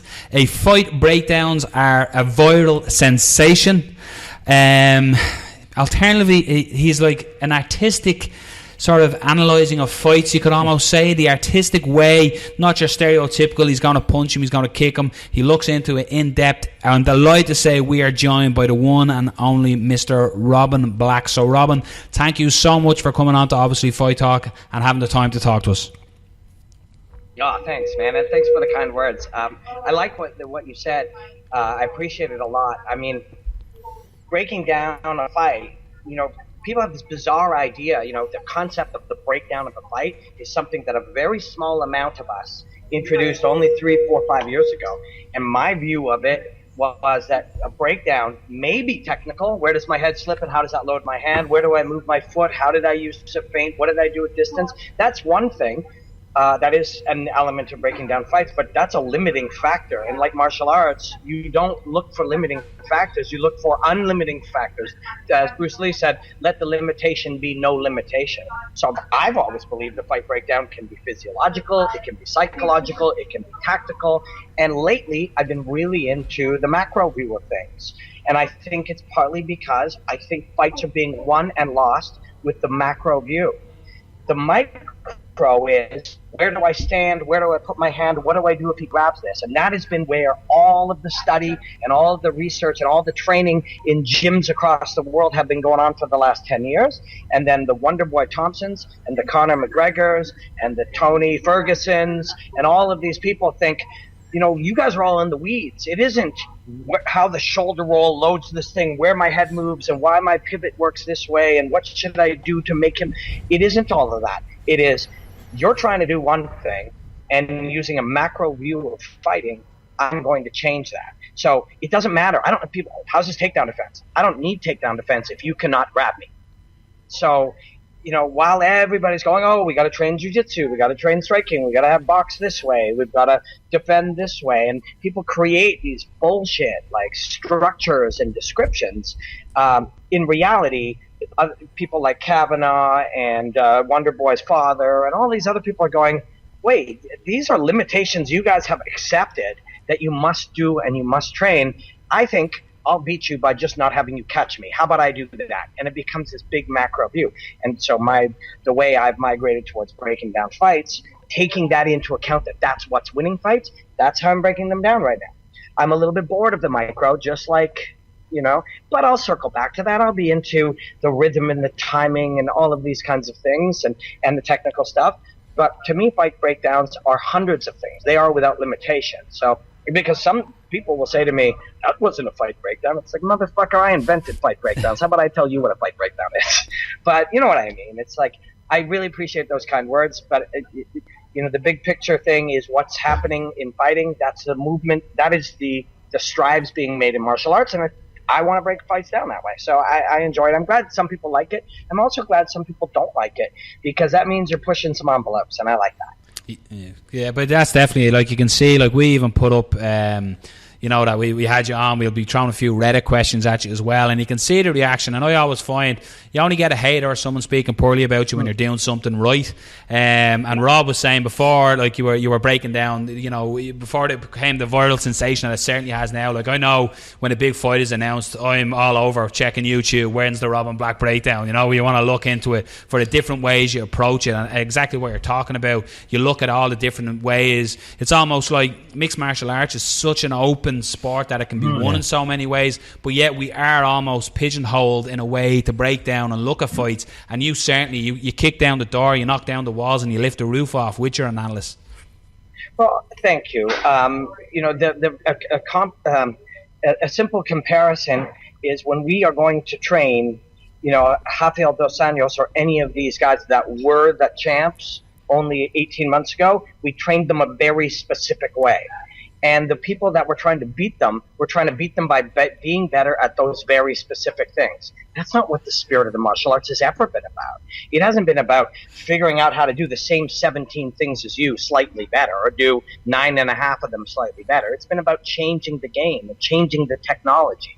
And that's what's happening in the sport right now. If you're sitting around trying to, and you do whatever you want as a fan, not everybody has to dig as deep as an eternal journey of study. That's what you have, Jack Slack or Dan Hardy or Lawrence Kenshin or whatever, and pick and choose. But if you're sitting there going, and I still see this, somebody will say a fight breakdown, and they'll go, well, he has better boxing, but he has better wrestling. And I think the jiu-jitsu battle is equal. So I say him by third round split decision. It's like, that's just bullshit. That's just literally bullshit. And by all means, if you want to look at that. Do what makes you happy. But if you're on a journey of understanding, and not everybody should be because they have regular lives, it's only dorks like me that can dedicate my life to this kind of thing. You have to understand that what made sense 4 months ago makes no sense today at all. So if you're still, we do commentary of sports as if the description is permanent. We're like, pump fake to the long bomb in football, or you'll hear the same terminology that your dad heard when people talked about soccer or football, but it isn't the same thing. People, things change. You should have heard when I was in my teens and the internet came out, people were like, oh, that's a fad, and then Facebook came out and they're like, nobody's going to use that. And it's the same thing with any type of art or martial arts. Technology reflects all of that stuff. So you can't just sit around doing the same shit. And I look at something as simple as, okay, guys, it's the tail of the tape. So we're going to talk about fighting. We're going to set up the fight. And we're going to say it's the tail of the tape. As one of our producers here pointed out to me years back, he's like, that was someone's idea once, 40 years ago in boxing or whatever sport, or 60 years ago. Why are we all fucking doing that? As if that's the only way we can do it. It becomes ritualistic. People become ritualistic about everything. And if you become ritualistic, and I was saying it this week, one of the functions of why a new technology can come along and be so hard to deal with in the art of fighting is because as soon as some gym finds success, they have 20 or 30 fighters. And those 20 or 30 fighters and then 100 young students who dream of being fighters come in, you must build a curriculum. And that curriculum has we do this, this, this, this, and this. And when this happens, we do this. And then we try to break out. And that is not art.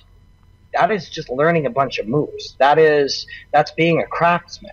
And so whether that's Eddie Alvarez, who very much can win this fight, I'm sure we're going to talk about it, or that's Tyron Woodley, or that's RDA, who did lose to Ferguson, whether that's any of those guys, then they become a craftsman. Instead of trying to get better at the craft, invent a new craft, paint outside the lines, change the rules. And that's what we're seeing right now.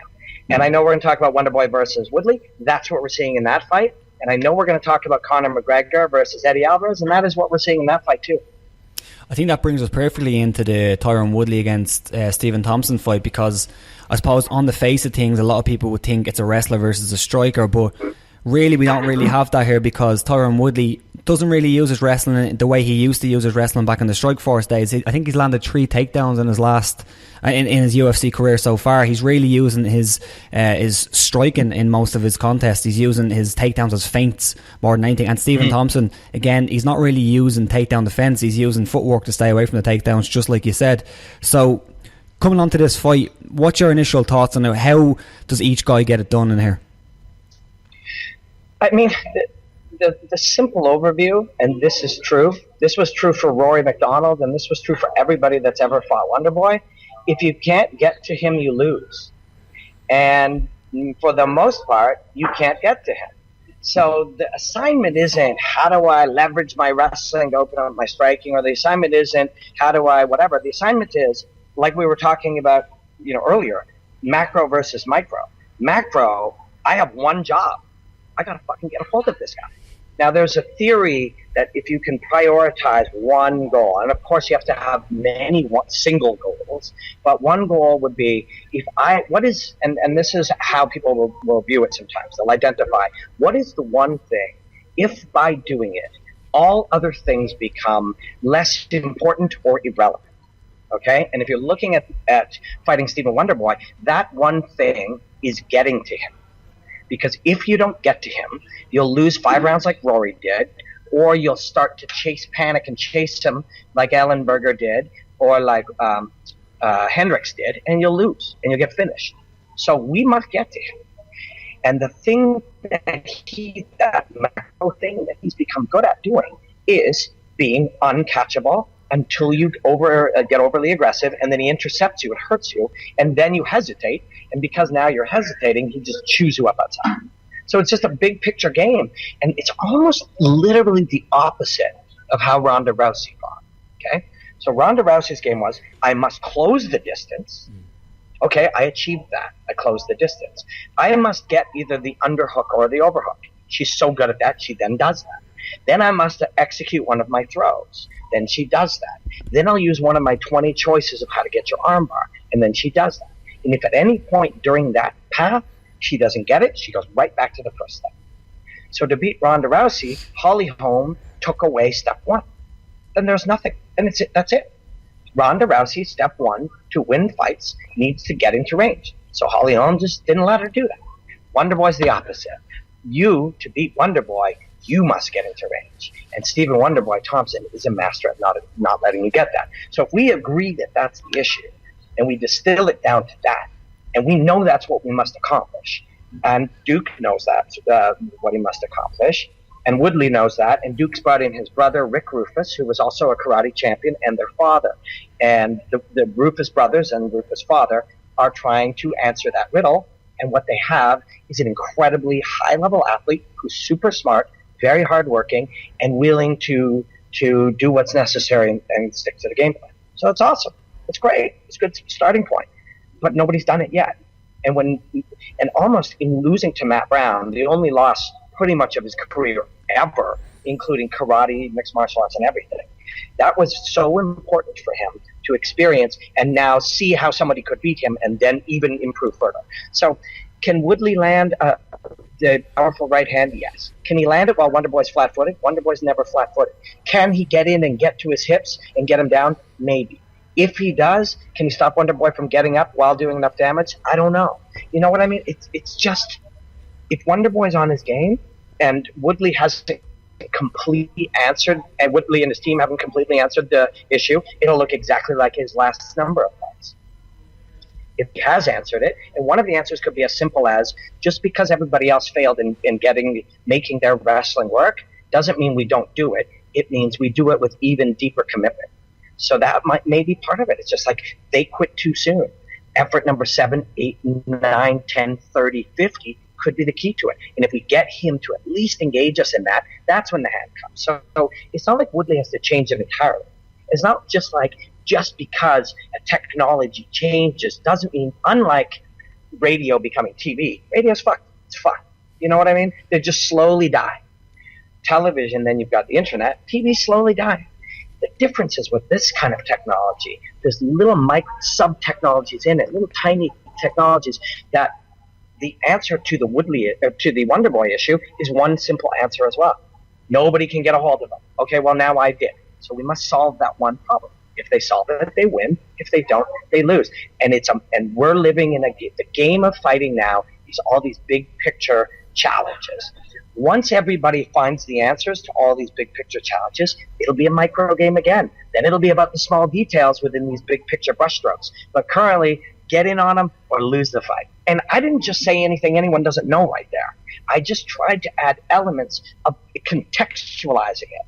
Anybody can say, well, if Woodley gets a hold of Stephen Thompson, then he can win, and if he doesn't, he can lose. Any idiot can say that. What I'm trying to do is not tell you something you don't know. I'm trying to contextualize it so you can frame this up for the next problem and the next problem and the next evolution and the next evolution. And that's what macro analysis is about, and that's what I'm really into right now.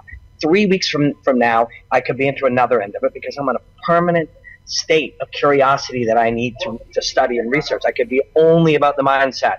I'm on a month from now. It could be only about the small details a month from now. It could be only about, how things work in 3 dimensions. But right now, everything appears so big picture, and it is. The one thing I'd say about Woodley here in this is Woodley is also going to come in with the confidence of a champion.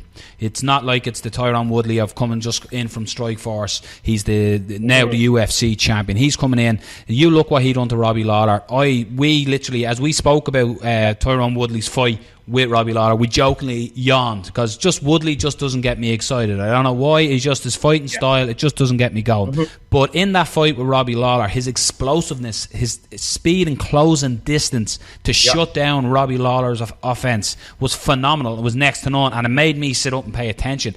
And this, when I originally seen this fight announced, I thought Wonder Boy can do what he wants in this fight. He's going to control the distance, have Woodley on the back foot. But for me in this fight, I think Woodley's explosiveness in closing the distance, and I don't just mean his power and striking, the speed in which he covers the distance to get to Wonderboy, I think that's his opportunity, and I think he has to do it early, because the longer he sits on that back foot, the more he's going to turn into Johnny Hendricks and not know what to do and be second guessing. He has to get in there and be explosive right from the get-go and risk the chance of getting caught. I agree with you, but I also think that I'm trying to take the way we look at fight, because I think it's so exciting. I think it's the most curious and beautiful and special thing in the world. And I identify my job not as making a piece of TV that someone might click on and argue about, but really trying to add an idea that someone might like, or it might change something. And the biggest thing for me that I say to any conversation like this is everything that you just said is true. You know it, and I know it.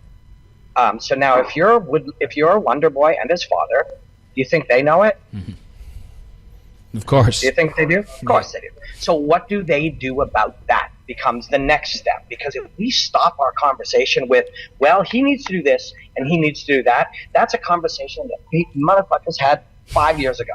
We want to look deeper into it now. So the new conversation is, we know that they know that. So what do they do about it? And now we're going a level deeper into how this fight, into looking at the possibilities of this fight. If we say the Woodley father, or the Thompson father and son duo is like, okay, well, because they're going to identify. Okay, so the thing with him that makes him a little unique is he's got that ability to close distance really deceptively, really explosively, and really quickly. So we got 9 weeks. What are we going to do? That's the question that we need to be asking right now. So we know some of the answers to that. Okay, we're never moving back in a straight line. So number one, all the things that also, we better also assume Woodley is better than what we just saw, because we know we're getting better as a father and son team, and we've seen Weidman in the gym get better. We've seen all our training partners get better. So we assume that Woodley's getting better. So we must make that estimate even deeper than that. He's even faster, even able to close quicker, and may add angles or direction change that he's currently not capable of. So we didn't just prepare for that. We prepare for that and what he might have become. Now that we're doing that, we start adding big picture principles. We're never when he knocks people out, sometimes they're flat on their feet. Okay, well, we're never flat on our feet, so that's good. We're just going to drill that home. Even though I haven't had to drill that home to you for 10 years, Stephen, it's still going to be something you're going to hear me say, because we're never flat on our feet. Secondly, we're never moving straight back. I know, Stephen, that you don't ever move straight back currently, but we're going to super reinforce that. And we're going to give them a little more space. We're going to bring in guys who are as fast or faster, if possible, have as good or even better acceleration, and we're going to train with those guys, and we're going to put them on assignments to get to us, and we're going to familiarize ourselves with that speed. So if we do that, then he isn't something different. Right now, he is something different. That those milliseconds it takes somebody normally to close the distance and get to us, there's even less milliseconds for this man. So we have to contextualize that. We have to prepare for that. We have to make that a reality that we're comfortable with, and then move on. So we assume this guy's slightly different or slightly better or an extra challenge. You and I know it, so they know it, so they prepare for it. And Woodley and Duke and those guys have to anticipate what those preparations are. And that's where the game is at now. Nobody's looking at somebody and going, I know the answer to this, leg kicks. Because the other team's going, they think leg kicks are the answer, so let's do this. So it's the depth of layering of of guesswork. And guesswork at random, because if you're guessing wrong, you think he's going to lay back, or you think he's got strategy A or strategy B. You have to project. You have to be a futurist about this person's ability to improve. Because again, somebody who knows nothing about fighting or watches it twice a month will go, "Oh, what are you kidding? This guy always throws that right hand." But these coaches aren't that guy. They understand that these things will change. So those are the layers that are happening in both camps right now. And if the layer happens equally and there's not some weird scenario or something different, then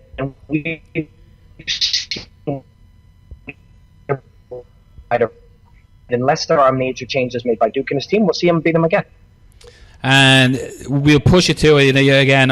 You don't normally do it, but we'll say, will Bruce Buffer be saying "and still," or will he be saying "and new"?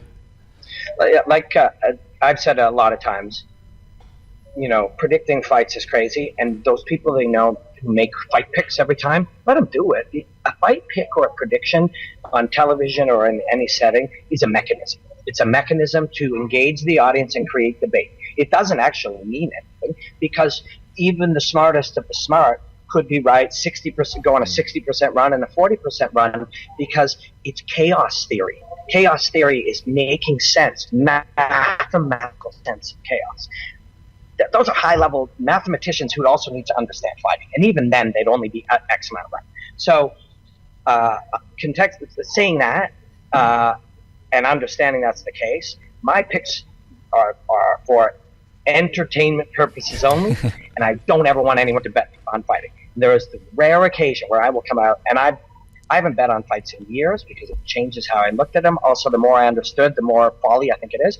The last time I purposefully made a bet on fighting, it was that Holly Holm would knock out Ronda Rousey, because I knew it was going to happen. But it was the day of, after everything that I'd analyzed and laid out about how to beat her, and studied that clearly they had been training that in her fights that weren't against Ronda. So people were like, well, she's not knocking anybody out. Or she wasn't fighting those fights. She was dress rehearsing Ronda Rousey. And then seeing Ronda snap the day of and the weigh-ins, you're pretty confident that that one was going to be one of these weird upsets where somebody would make 10-1. So I would tell my friends, say, but Ronda Rousey marches out, gets a hold of that thing, and she doesn't perform well. Because even with all of these things, the state of performance that the fighter is in at the time, if they're in their best state and the other one's in the worst, even a lower-level fighter wins.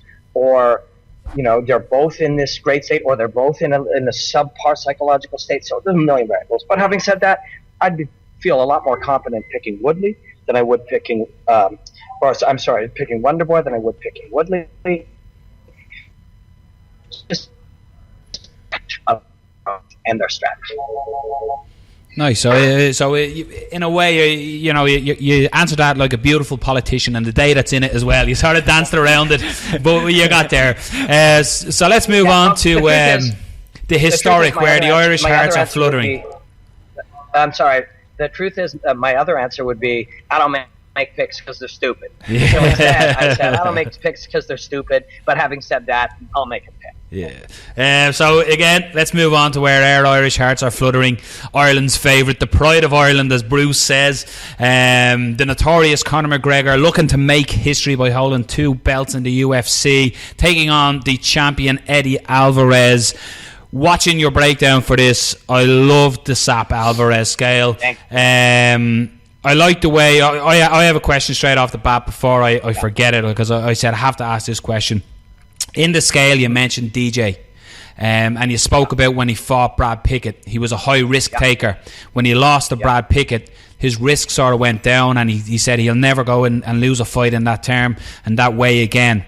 Now, in the same way you were speaking about Conor when he took on Nate for the second time, and from what I got, I could be completely wrong, and this is why I'm asking, is it in a way were you comparing the first Nate fight to for Conor was like DJ's fight against Brad Pickett, that this was where you can see Conor learning from that fight, changing his game plan, changing the way he approaches fights, doesn't have to be the risk taker, he can win it in style without taking such high risk, and to go on and build a legacy. For me, DJ is probably the best pound for pound mixed martial artist at the moment, and it was that an analogy or a comparison that you were making, that the Nate was basically the Brad Pickett fight. Yes, very much so. But the difference was that Conor was always a risk taker because those risks were inherent to his success. The left hand, he knew additional commitment from the left hand would take people out. But one of the risks, calculated risks, understood risks, not a flaw, a purposeful choice, was that amount of commitment to that Celtic cross left him there longer. He knew it. It's not a flaw. It's just the nature of that level of commitment to that punch. When that happened, he sometimes got hit with right hands. He knew that was the case. It's not like he didn't make adjustments because he couldn't. He didn't make adjustments because those guys didn't hurt him. He has a crazy chin. He has a size advantage. He's tough, psychologically tough, and in a state of relaxation, so he could take those punches forever. And so the nature of his winning success of the Celtic cross and building the fight around it allowed him to, take those shots. And the fact that he could take them, it's like, that's not even a risk to me. Then, the way I referred to it was he would look at a wall. And instead of, anybody knows that there's a million ways. Somebody says, get to the other side of the wall. You can climb over it. You can dig a trench under it. You can go around either side. You can grab an object and use it. You can disassemble the wall. And to him, every single time he had fought for 4 or 5 years, he had the ability to just smash through it. There's a weapon that has that ability. He has a chin that can take it. He's got a mind that's better than the other guy, in his opinion, in the moment. So what the fuck? Smash through it. And it worked every time. And then Nate Diaz was one that it wouldn't work because Diaz was bigger. Diaz was tougher than anyone he'd ever faced. Diaz would never be broken. And Diaz's shots would hurt because he weighed 175 pounds or 185 pounds, whatever he weighs. That's up for debate and irrelevant at the same time. This is a guy who fought at welterweight against a guy who fought at lightweight. So it became, all of a sudden, those things that were not risks, they were just values. They were just a good thing, became a good thing with risks now. So now they were still good, still the best left hand going, still a good psychology to do it. But the risks now became, I will occasionally get hit if I do this. This guy hits harder, and that's bad. And I don't have to really save anything for the swim back because there is no swim back. I take everybody out. Now you don't take this guy out, and he hits you harder. Suddenly you're a different fighter a few rounds in. And Diaz is so smart. He understood all of that. And when they were discussing at the beginning, he would have been like, he's using his attributes. I'm tougher than this guy. I got a chin that can handle his shots. I hit harder than this guy. Nobody can break me. So they built a game around it. Sometimes, weirdly, you guys know, there are people out there who hate Conor McGregor for whatever reason, right? So you see this weird, like debate between people that somehow, if you say, well, McGregor slowed down, therefore Nate won, it feels like, whoa, look at this nut hugger, because despite the fact that clearly Conor slowed down, but, people don't necessarily want reality. They want things that illustrate their points, which is uninformed. So, and it's hard to argue. You guys know, you're watching fighting constantly, you're consuming it, you're in a constant state of learning about it. And you will have arguments. You shouldn't because it's worthless, but you will have arguments with people who literally don't know anything about fighting, right? People who are excited by their passion, love or hate of one fighter or some point. You can't have a debate or an argument with somebody who doesn't know anything, right? So, but anyways, I digress. Sometimes people will make that point. Anyway, so that was true. So they changed them. They went back and they changed it. They're like, okay, things that were not risks in other settings are risks in this setting. So we must change it forever. But in doing, not forever, we must change it for this fight. But in doing so, restructuring and rebuilding McGregor around different principles and different ideas made him even better. Like, it made him a way better fighter. If he had fought Alvarez, if I'd never seen the Diaz fight, I would have thought to myself, well, if I'm Alvarez and I'm his people, I go in there and I try to physically break him. I try to make him wrestle. You do the Diaz thing. That's the game plan to win. But having seen McGregor overcome, first survive, accept, because he accepted all of his flaws in that, and that's the way to be able to identify them. I lost because I did this, didn't do this, failed in this area, wasn't good enough here, he was better than me. When people do that, it's super powerful, because then you just go about systematically addressing them. You know, somebody, blah, blah, blah, gas tank. Again, something most people don't understand. There are 3 energy systems at use in combat, but anyways, we'll save that for another day. We have to address that. We have to address that my psychological state and the way I handle the pressure affects that. So those are those 2. Now, I'm going to improve so that when I'm able to deliver the power with my left hand and not be there even better before, we're going to address that.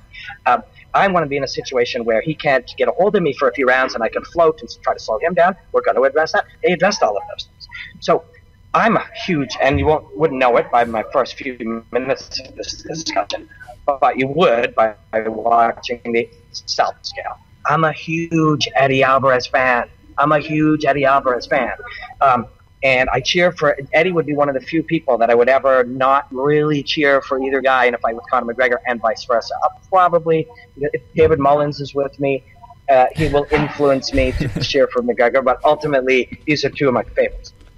But so I'm fairly unbiased in this, and you know, because I don't have a dog in the race. I'm looking at the beauty of combat. But I don't like Eddie saying that he thinks that Conor breaks at 8 minutes, because that's no longer true. And if anybody thinks about this, if you went and did anything, you play baseball and you're not a great catcher, so you fucking train and become a better catcher.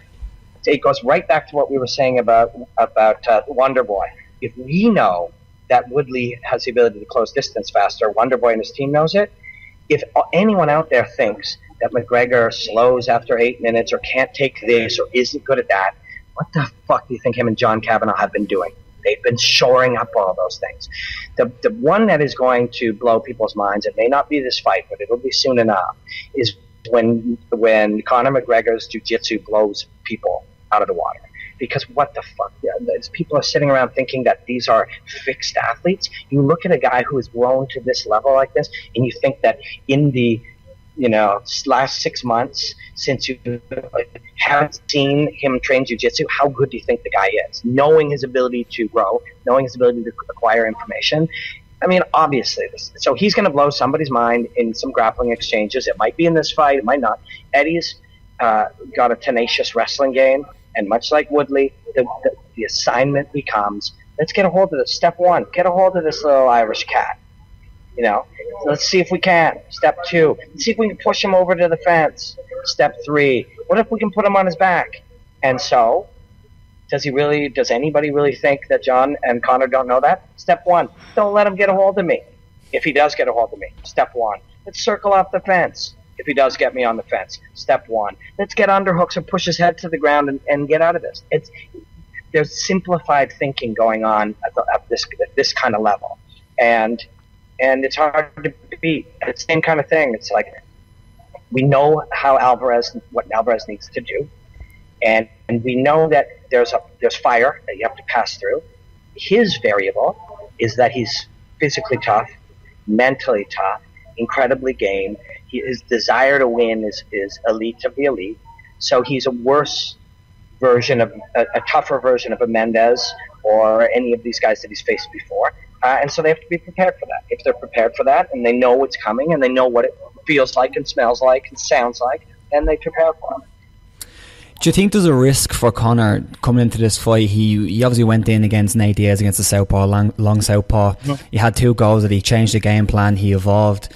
As you said, it's the best fighters in the world. They always evolve. They change things. You can't look at their last fight and say this is the finished product. Do you think there's a risk for Conor going back in thinking that he's going in to face an orthodox fighter who likes to throw his right hand, and he gets pulled back into that same game of overcommitting on that left hand? It is possible, for sure. I mean, it's a tricky one, man. When you're talking about Conor McGregor, you are talking about one of the great martial artists of the generation. You are. The only reason I have to say it that way is because you also are talking about a polarizing, famous man. Do you know what I mean? Those 2 things should not be connected to each other. But we live in a binary culture where people look and go, I hate that guy, he sucks, instead of, I hate that guy, he's amazing, and that makes me hate him even more. Man, I hope somebody can get him, but you gotta admit he's pretty fucking good. Like, I don't know why that is. That's a cultural thing. You know, it's a sad thing, but it's the truth. And people don't understand they're playing into it too. They hate somebody because they're rich and famous and successful. Human nature. And part of being rich and famous and successful is having you fucking idiots going on YouTube and web pages and tweeting shit about how much they suck. That is the nature, the very nature of 2016 success, is engagement of people. Good, bad, or indifferent. And best of all is if they disagree, you get the population doing your job for you. So these morons who are like, this guy, the only reason he's famous is because he's getting a push. They are the push. You know what I mean? They are the push. Well, it's as Conor says, a lot of the fighters in the UFC give out about how much attention Conor gets and the money he gets paid, but the man works his ass off to get there, you know. And what you were saying about the culture of 2016, that's been like that for hundreds of years here in Ireland, Robin. As soon as you do anything worth noteworthy here in your area, you turn into a bollocks. So that's an Irish thing that's been running for a long time. We're going to be running out of time here as well with you, Robin. So just before we do let you go, we do a thing here every week when we're doing our fights and breaking it down. We call it Under the Radar. Now, this is a very hard card to sort of look at it under the radar because this is a sick card. But out of the rest of the card, and you can go from the early prelims right up the fight pass or the main card, what do you think is the fight that in a way is being overlooked and is going to shine bright? Like, can you imagine Jeremy Stephens versus Frankie Edgar being on a prelim? Like, what kind of crazy card do you have to have when that's the case, you know? Although, again, like, we used to be, again, this is not new. You know, I compare radio to what happened. TV came along and crushed that, and then the internet crushes that, and then some things of the internet. This is technology. The cell phone instead of the TV. This is just what happens, and this is what's always happened, you know? What right now, the shift is if you can't handle somebody's mobility. I mean, if you want to talk about who's brilliant out there, Dominic Cruz, man. Dominic Cruz was this super modern thing 6 years ago. You know? What the fuck? And he was so far ahead. It took people years to even understand what he was doing in a way. And that's the same thing we got with this fight, is Cub Swanson was willing to engage Stephens. He's one of my very favorites. But he was more mobile and more fluid, and he beat him. Max Holloway, I talked to Stephens that week. Stephens had the right idea of what needs to be done to get a hold of Max Holloway and could not do it. And, you know, he's got only a win or two in the last while. He's a great fighter. Don't get me wrong. When he lands that thing, everybody goes crazy. Renan Barao, it's starting to appear, may not be at his best. You know, TJ may have changed him forever. And then Dennis Bermudez, Stephens was losing that fight, but won it with heart and never letting himself get out of it. So that's the attribute he's going to need in this fight. Because Frankie Edgar's been one of the best fighters in the world for a decade. You know what I mean? Against guys 20 pounds heavier than him, 25 pounds heavier than him consistently. So you're not going to out-evolve him. You're not going to grow him. So the attribute that's, if Stephens is going to have great moments, it's going to be staying in it, staying focused, believing, being confident, walking them down, and getting the moment. The only problem is, like, Gray Maynard landed that moment in round one, and Frankie still came back. Yeah. You know what I mean? So there's so many cards. I like trying to see if Miesha Tate fully bounces back, or if she, like, where her opinion of herself is. Yeah. Because Rocky Pennington's like, yeah, right. This is the one thing in front of me that all of a sudden I'm going out and demanding, title fights on pay-per-view cards for extra money. So that's a tough challenge. Weidman Romero, like, it's a sick card. Yeah. It's disgusting. Like, it makes me want to. It is.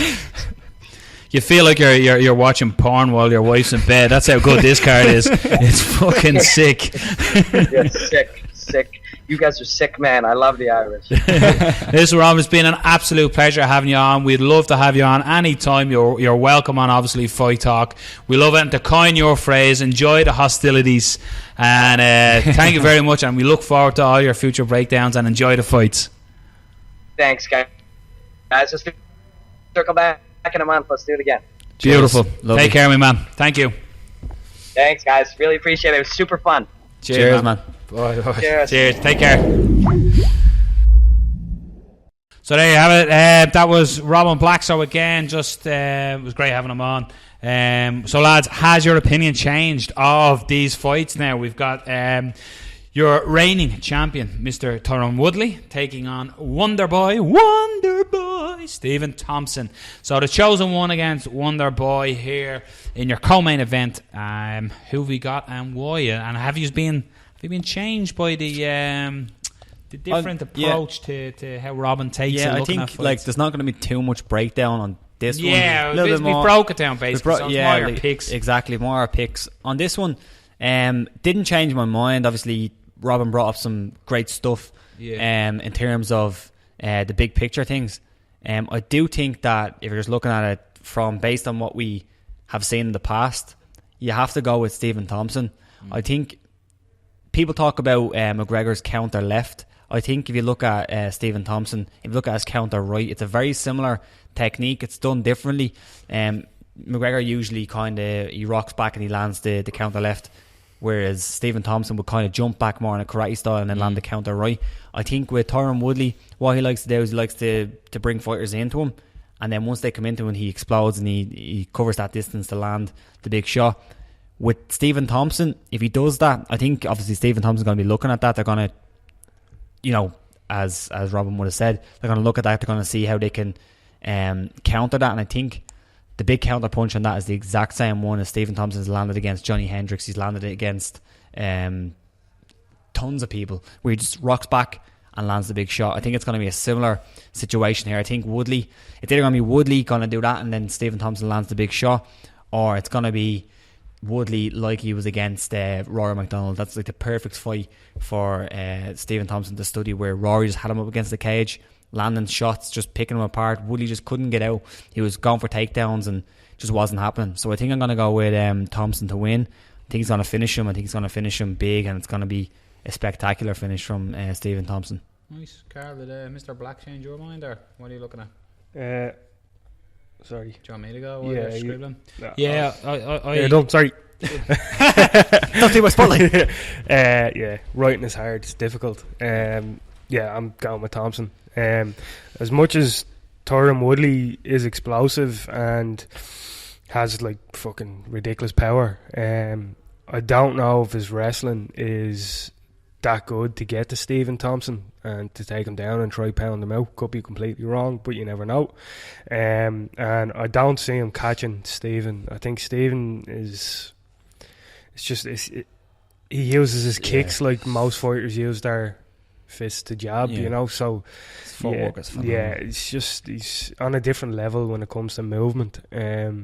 I'm just going to go with Thompson. There's not much that needs to be broken down. I think Robin done a fantastic job as usual. So, I'm going to go with Thompson. I'm the same. I'm going to go with Stephen Thompson. I agree with Rob. It's going to be something explosive and something that'll be a highlight reel. And when they bring on a new highlight to the opens, credits to the UFC, this will be in it. Wonderboy Thompson, it's phenomenal.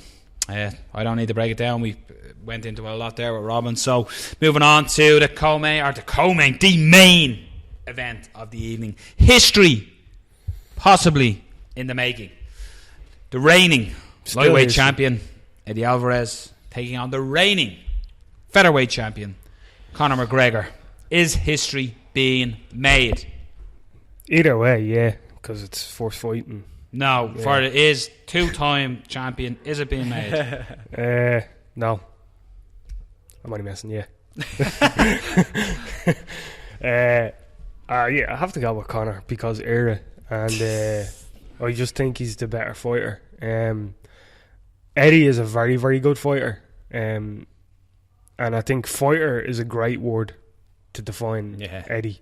He is a fucking fighter. You know what I mean? When the fucking ball's to the wall and it's time to just fucking get down and dirty, Eddie Alvarez is the person you'd want in your corner. But Conor learned a lot from his last fight. And similar to what Robin said, this could be a defining moment in Conor's career, in that he doesn't depend on the big left anymore, and that he just depends on his full game and being that elusive fighter, you know what I mean, without taking much damage. And basically, if you look at, he didn't take a whole lot of damage against Nate Diaz, and he wasn't putting all the chips on the table, and yet he had Nate hurt on so many occasions. And it's just the fact that Nate is just a fucking savage that he didn't go out. I don't know if Eddie will be able to handle that, and we know Eddie gets hit a lot. We'll see obviously what happens come Saturday night, but I just think Conor, over the course of the full 5 rounds, he will win the fight, whether it be by knockout or by decision. I just see Conor winning the fight.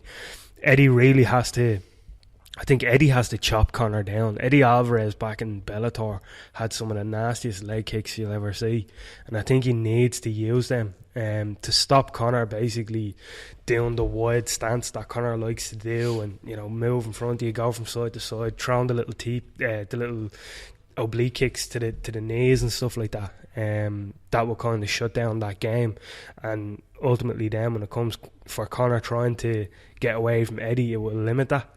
That's what Eddie, in my humble opinion, needs to do. But I just don't know if he can do it.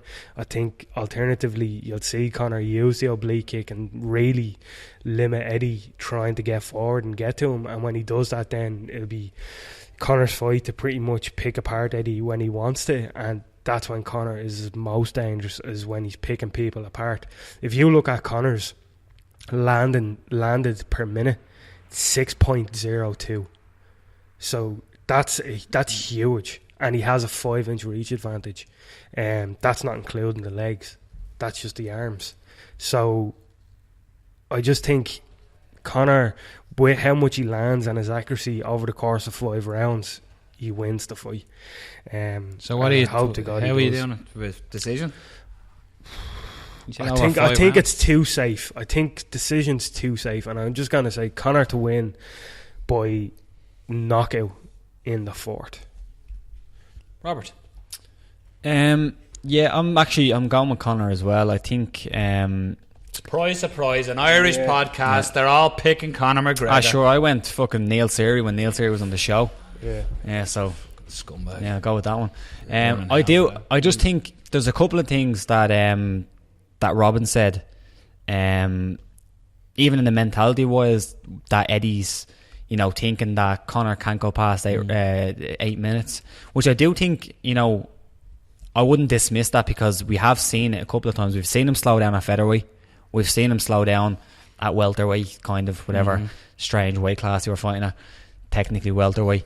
But I do think that for Conor, this is definitely his best weight class physically. This is where he should be fighting at.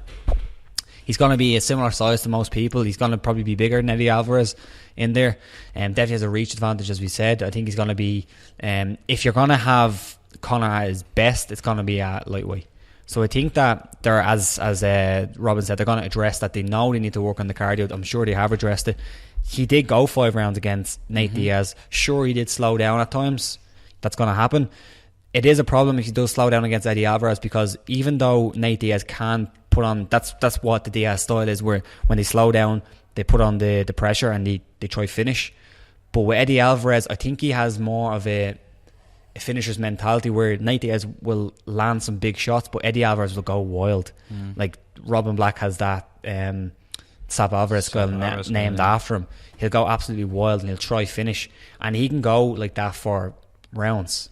We've seen it against Mike Chandler. He did slow down that fight, but we slowed down the 5th round. We've seen it again in Japan when he fought. We've seen it in other fights in Bellator when he fought. We've seen it against even Donald Cerrone, where he was getting chewed up. He still went the full 3 rounds, and he did slow down, but He looked good. And even in Mexico City when he fought Gilbert Melendez known to have one of the best gas tanks in the game, and he just completely out-cardioed him. So that is a problem for Conor. If he does slow down, Eddie Alvarez will see that. He's so experienced, he's going to notice, he's going to go in on it. But I think with Eddie, there is a lot of shots that Conor excels in that Eddie Alvarez seems to walk into. Like, if you look at Eddie's fights, you see that he ducks down a lot.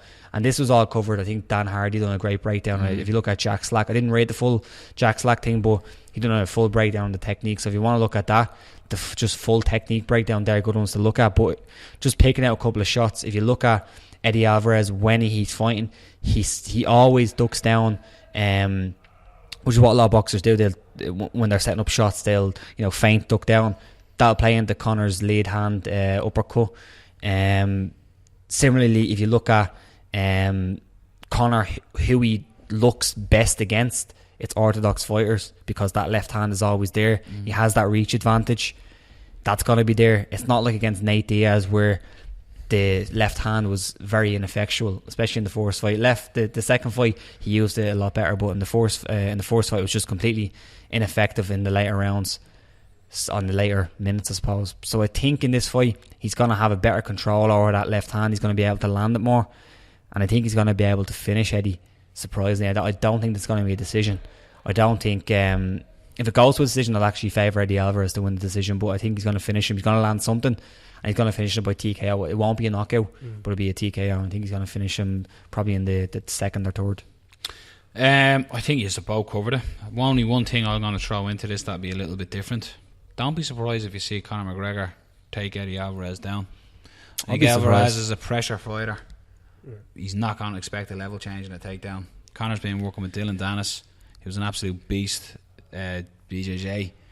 If you look at a lot of tape on Conor with his build up, this could be again just throwing it off, and I'm falling for it the way I get honey dicked.